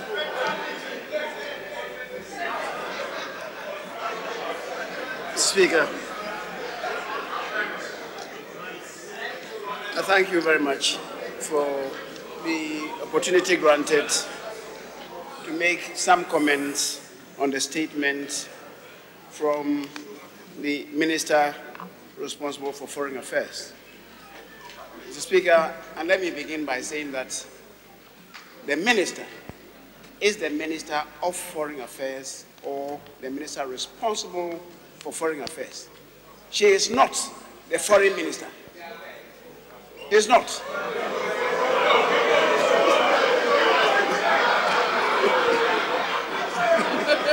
Teach them, teach them, teach them. The Minister is a Ghanaian. It's a Ghanaian minister responsible for foreign affairs. She's not a foreign minister. I think this is very rudimentary that people should know. Order. And the minority leader indicates to us that he wishes that the debate on the statement was not reduced to partisanship. The Speaker, our orders are clear. And Order 72 provides that after a statement has been made, we can only comment. It is not subject to debate. So they get it wrong at the very outset when they believe that they should subject it to debate. And that is exactly what they did. Mr. Speaker, the orders provide, and for emphasis, in Order 72, a Minister of State may make an announcement or a statement of government policy. Order. Any such announcement or statement should be limited to facts which it is deemed necessary to be made known to the House and should not be designed to provoke debate at this stage. The Speaker, so the Minister came and fed us with facts, nothing more, nothing less. That is how people should understand it. Mr. Speaker, The minister informs us, and I believe it is very important to recognize this, that the content of the agreement, there appears to have been an extension to it. Indeed, the Speaker on February 19, 2016, when the then minister responsible for foreign affairs came to this house, she spoke to us about a note verbal which had occasioned the acceptance of the two people. Mr. Speaker, when she came to this house and spoke to us, she did not brief us about the refugee status of the two. Because, Mr. Speaker, at that time, the refugee status had not been granted to them. So the information that was given to this house, which all of us are privy to, did not contain the fact that refugee status had been granted to the two people who have come here, who have been accepted into the system. It is in July, we are told, July 21st, 2016, that they were accorded refugee status. So one would have expected that in the handing over note, this additional information would have been provided to the Minister of Foreign Affairs. This, unfortunately, was not transmitted. It was not part of the handing over note. And that is a tragedy. Mr. Speaker, and that is why it is surprising to hear from the Honorable Okujeto, who says that the minister is springing this on us as a surprise. Yes, indeed, it's a surprise to this nation, because on the day of handing over, this was not part of the handing over note to the Minister of Foreign Affairs. And the question to ask is, why was this kept as a secret from the Minister of Foreign Affairs? That is what we should interrogate, because that is where the problem emanates from. Why should you? Because this is a very serious issue. You have moved a step further to grant refugee status to the people on 21st July 2016. We in Parliament didn't know, because when you came here, the Speaker, that had not been done.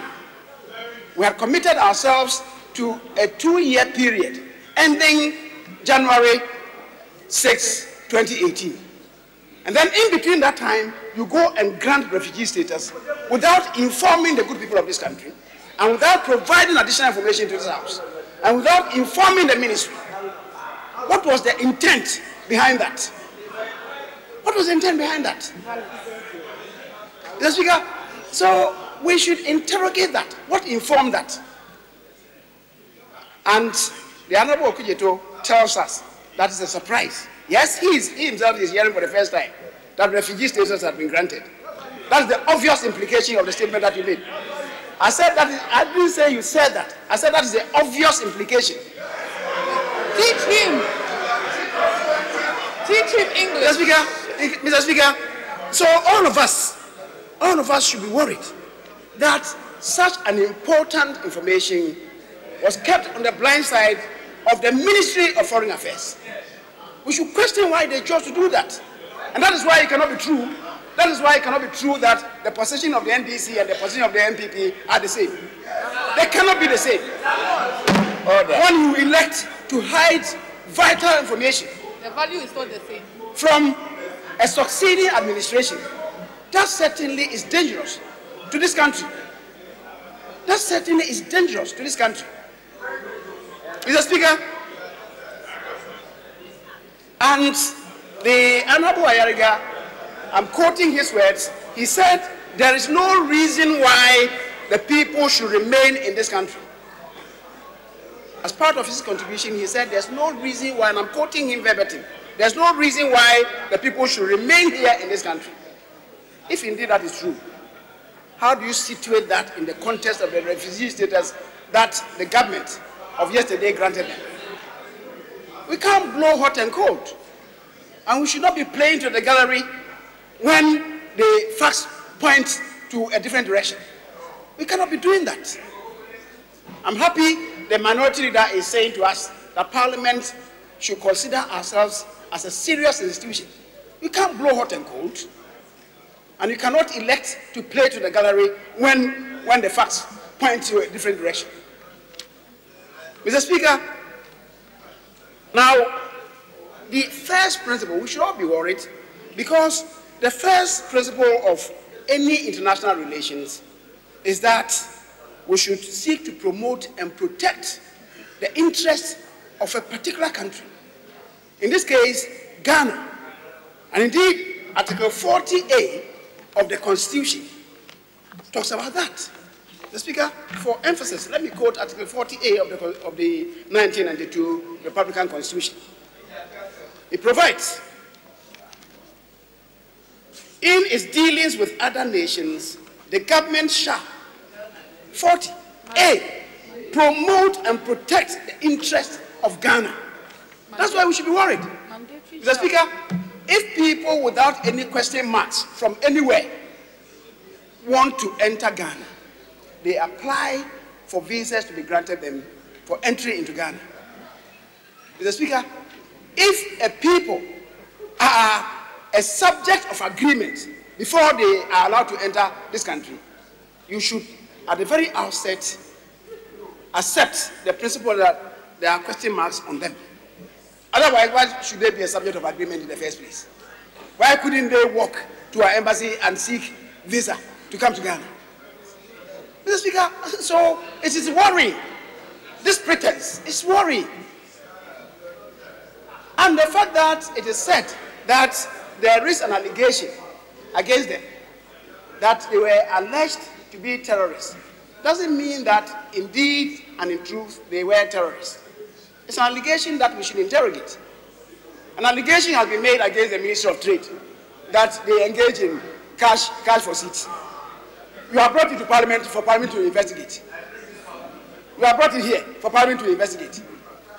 Mr. Speaker, so even an allegation should be a subject of interrogation and due diligence. So, a priori, you don't just say that on humanitarian grounds, I'm accepting them. When they may be a risk to your own citizens. They may pose a risk to your own citizens. Mr. Speaker, today, the people who are saying that we should treat them on humanitarian and compassionate grounds are saying that, oh, let's take them somewhere. They have a country. Yes, they have a country called Yemen. But we all do know what is happening in Yemen. Should we throw them to the dogs? If they came from Syria, knowing what is happening in Syria, would we say that they should be sent back to Syria? Would we say that on humanitarian grounds and compassionate grounds? We keep them. Good. So now you are saying that, oh, let's disregard everything. Let's send them back. Mr. Speaker, so let's be principled and consistent in our arguments. Let's be principled and consistent. You can't be blowing hot and cold. Mr. Speaker, beyond all this, you're addressing me. I'm addressing you. That's why I've called Mr. Speaker. Mr. Speaker, I know you have just returned from another kingdom. So, Mr. Speaker, I would urge all of us, the Minister responsible for Foreign Affairs and the Ministers of Interior and Defense, and indeed of National Security, to combine their efforts to continue to monitor the people while they are here.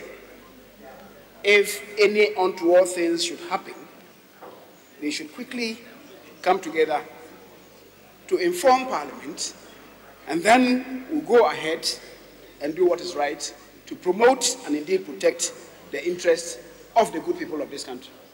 Mr. Speaker, for now, I am very satisfied with the promptness of the response from the ministry and indeed the Minister responsible for Foreign Affairs. And I will urge that he acts with such dispatch as she has displayed in this case, regarding any other matter that may be relevant to the promotion and protection of the interests of the people of this country. Mr. Speaker, I thank you very much for the opportunity.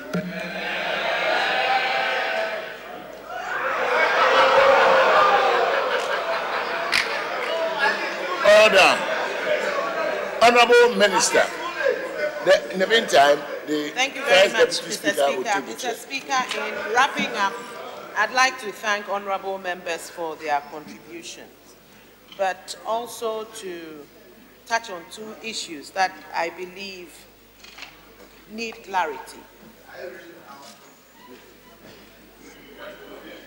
Mr. Speaker, the first issue is to do with the lack of an exit strategy that accompanied the agreement. That is a fact. Mr. Speaker, I want to say that when I took over as the Minister for Foreign Affairs, I found it necessary to engage the American embassy, the ambassador specifically, and he did confirm that no such arrangements had been discussed. Mr. Speaker, I did it because I felt it was necessary because of the sentiments that had been expressed by Ghanaians. And during the meeting, it became clear that nothing of the sort had been agreed upon. Mr. Speaker, I felt that one important way to solve this issue and clean it up was to see if a third country would receive the two. Unfortunately, we found out at the very last minute during my negotiations that they had been granted refugee status and that they are indeed refugees in Ghana. This meant that they could only leave this country if they consented. So, Mr. Speaker, it has been quite difficult, and we still continue to look at ways in which we can clean this thing up, but for now, it is impossible to do anything about it because they are legally resident here as a result of them being granted refugee status. In conclusion, I did say in my statement that we are constrained as a government to explore any other options at this time. But then we will await an in-depth examination of the issues by the appropriate agency. So, Mr. Speaker, I would like to assure the people of Ghana that, yes, this is where we are at now. Our hands are indeed tied. You will consult the Foreign Committee, the Foreign Affairs Committee. We will continue to find ways out if it's the wish of Ghanaians. I thank you for the opportunity that you've given me. Thank you, Mr. Speaker. Very well, honorable members, thank you. It's way past 1 hour. I regret that there are other statements that were otherwise admitted, but we can't take them today. So we'll proceed with the other matters. At this stage,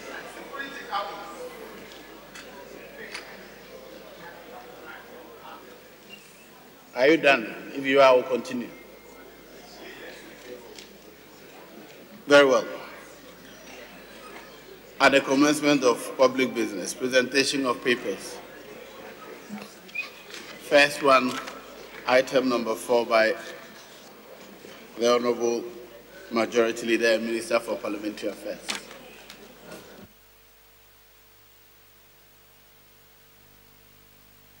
Report of the Auditor General on the statement of foreign exchange receipts and payments of the Bank of Ghana for the second half year ended 31st December 2016.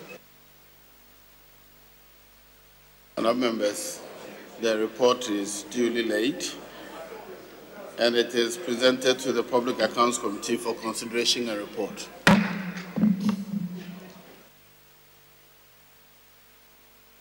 Item number 5, presentation and first reading of bills.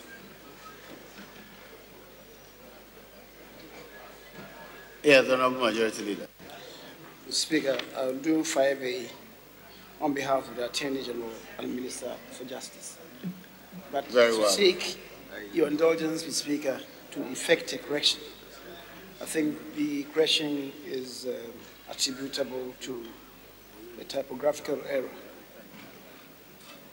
The Witness Protection Bill was 2017 and not 2018. 2017 and not 2018. Honourable Majority Leader, which one are you amending? Is it the order paper or the bill? The Speaker, the order paper. The correction is on the order paper. Very well. The correction is on the order paper. Very well. So now it will read the Witness Protection Bill 2017. Honourable Majority Leader. That is so, Mr. Speaker. Yes, Honourable Minority Leader. Mr. Speaker, I ordinarily have no objection, but the Majority Leader, he wants detail. First of all, where is the Attorney General? Then 2, is it typographical? No. The date of Gazette cannot be typographical. So just say that you are keeping this in tandem with when it was gazetted. If you say typographical as if it's just the printer's devil, I don't think that is so. And that will affect even the next item that he would do. So for purpose of elegance, I think that the reference should be that they were gazetted according to let me hear, which one was gazetted, the order paper? No, all the bills were following the constitutional provision. Before he introduces them, the date of Gazette will inform whether it's 2017 or 2018. I hope so. The bills are before me, and they were gazetted in 2017. Absolutely. So it's the order paper which wrongly quoted them as 2018. Yeah, and I'm saying it's not ordinarily typographical. It's keeping it consistent with what you have done. If it was me, he will rise and say, you got it wrong. So let him be corrected. Don't go to his defense, Mr. Speaker. It's not ordinarily typographical. Other than that, this is business of Parliament. He must seek, he knows what to do if he wants to make an amendment to something he wants to submit. You know that. Like, Mr. Speaker, I've done it deliberately. When it came to Minister for Foreign Affairs statement, you rise and post standing orders on statement, no debate. When she's coming back, there's no standing orders. Chairman, sir. Nana Sumpa is Sumpa to all of us. The Speaker, Yes, this is government business. This indeed is government business. And in this house, I lead government business. The Speaker, this bill was gazetted on the 13th of December 2017. And I think there was a mix-up. And the table officers got it wrong. He's chairman of business committee. The Speaker, so I'm just telling him that, drawing attention that there was a mix-up. Indeed, this morning, I spoke to them that they got it wrong. It's 2017. I think somebody somewhere thought that because it's coming to the House first time in 2018, it should be 2018. But certainly not.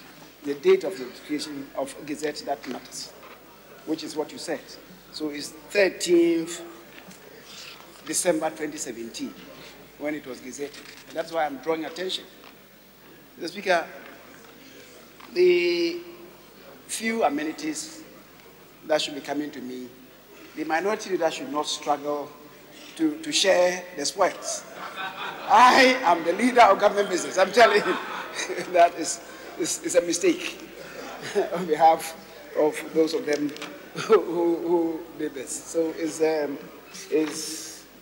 Witness Protection Bill 2018. Very well. So you may now lay there, Witness Protection Bills. An act to establish a Witness Protection Agency to provide for a witness protection program and for related matters. Honourable members, the Witness Protection Bill is presented and read the first time and is referred to the Committee on Constitutional and Legal Affairs for consideration and report.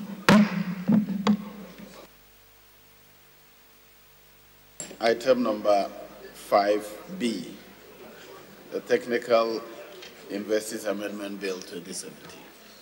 Speaker, again, let me lay the document on behalf of the Minister responsible for education, and also to indicate to my colleague, to the House, that, again, there is a mistake on the order paper.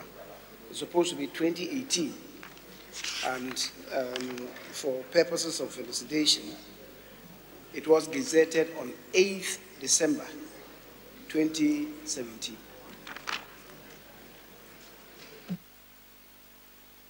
Yes, Honourable Minority Leader.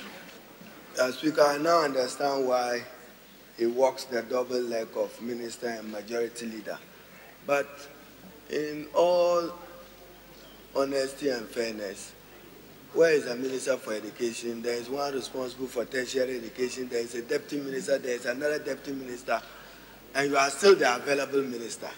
You want to tell this House that you are available Minister when we have four at the Ministry. And, Mr. Speaker, I believe you are in charge of government business. So this morning, didn't you relate to them government business? You were in charge. A few minutes ago, you were in charge of government business. Where are your ministers to come and do parliamentary business? Make sure they attend upon the House.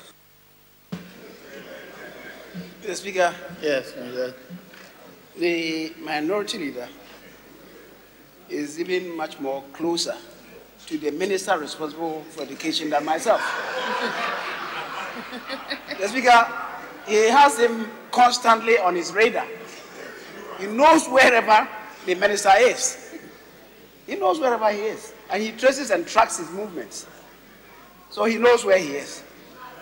The Speaker, the minister is outside the jurisdiction. And this bill is about policy.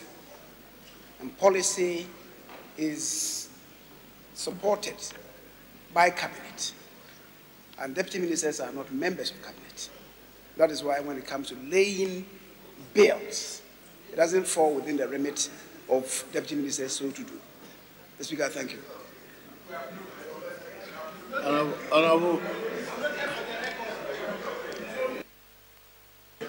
Honourable Majority Leader, the explanation as to the absence of the minister is well noted, but the deputy ministers are also members of Parliament.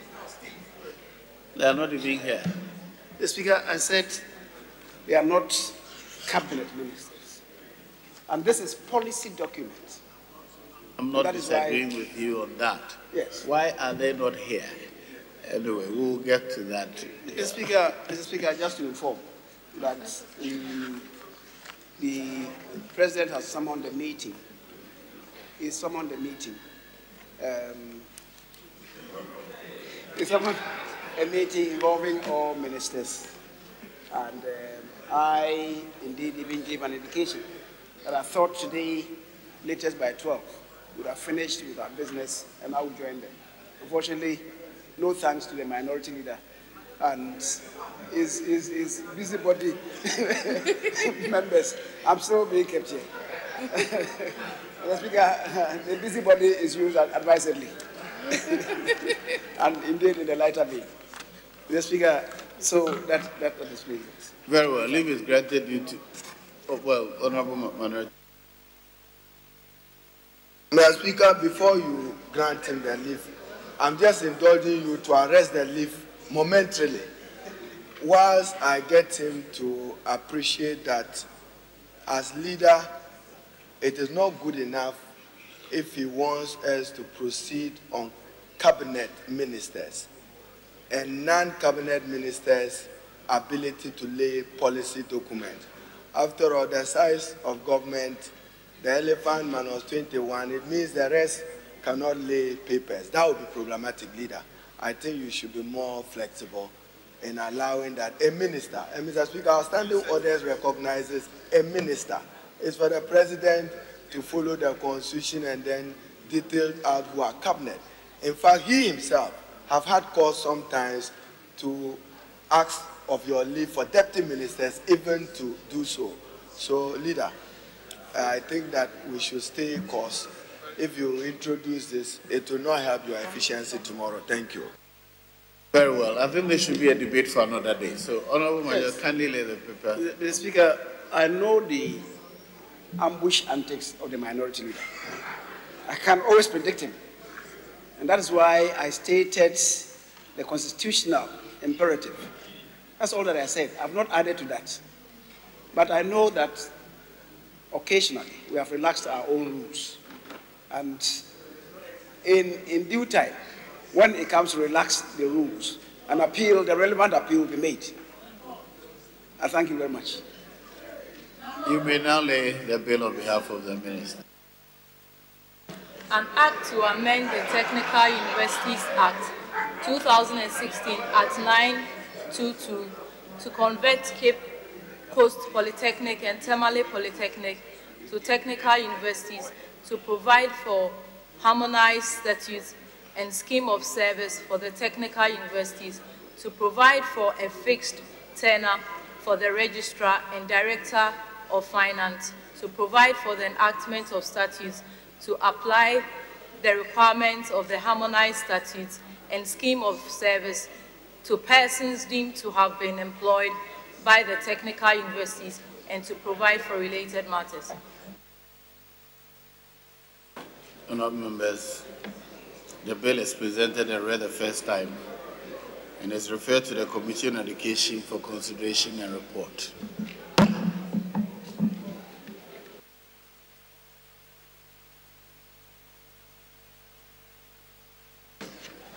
Item number 6,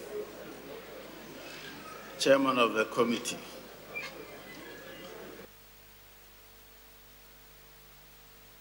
Mr. Speaker, I'm informed by the chairman that we could take this motion tomorrow. Very well.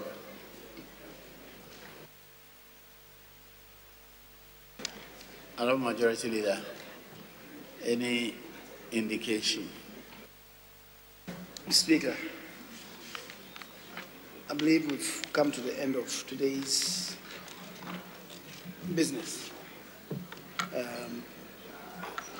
Now having to reschedule the motion listed as item number 6, in which case, Mr. Speaker, I will move that this House do now adjourn until tomorrow at 10 o'clock in the forenoon. I so move. Honourable Minority Leader.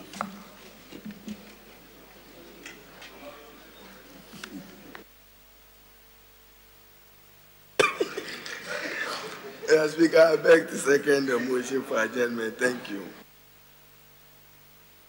Honourable members, the motion has been moved and seconded. The question is, as many as in favour say aye. Those against say no. No. I think the ayes have it. The ayes have it. This House is adjourned until tomorrow, the 25th of January, 10 o'clock in the forenoon.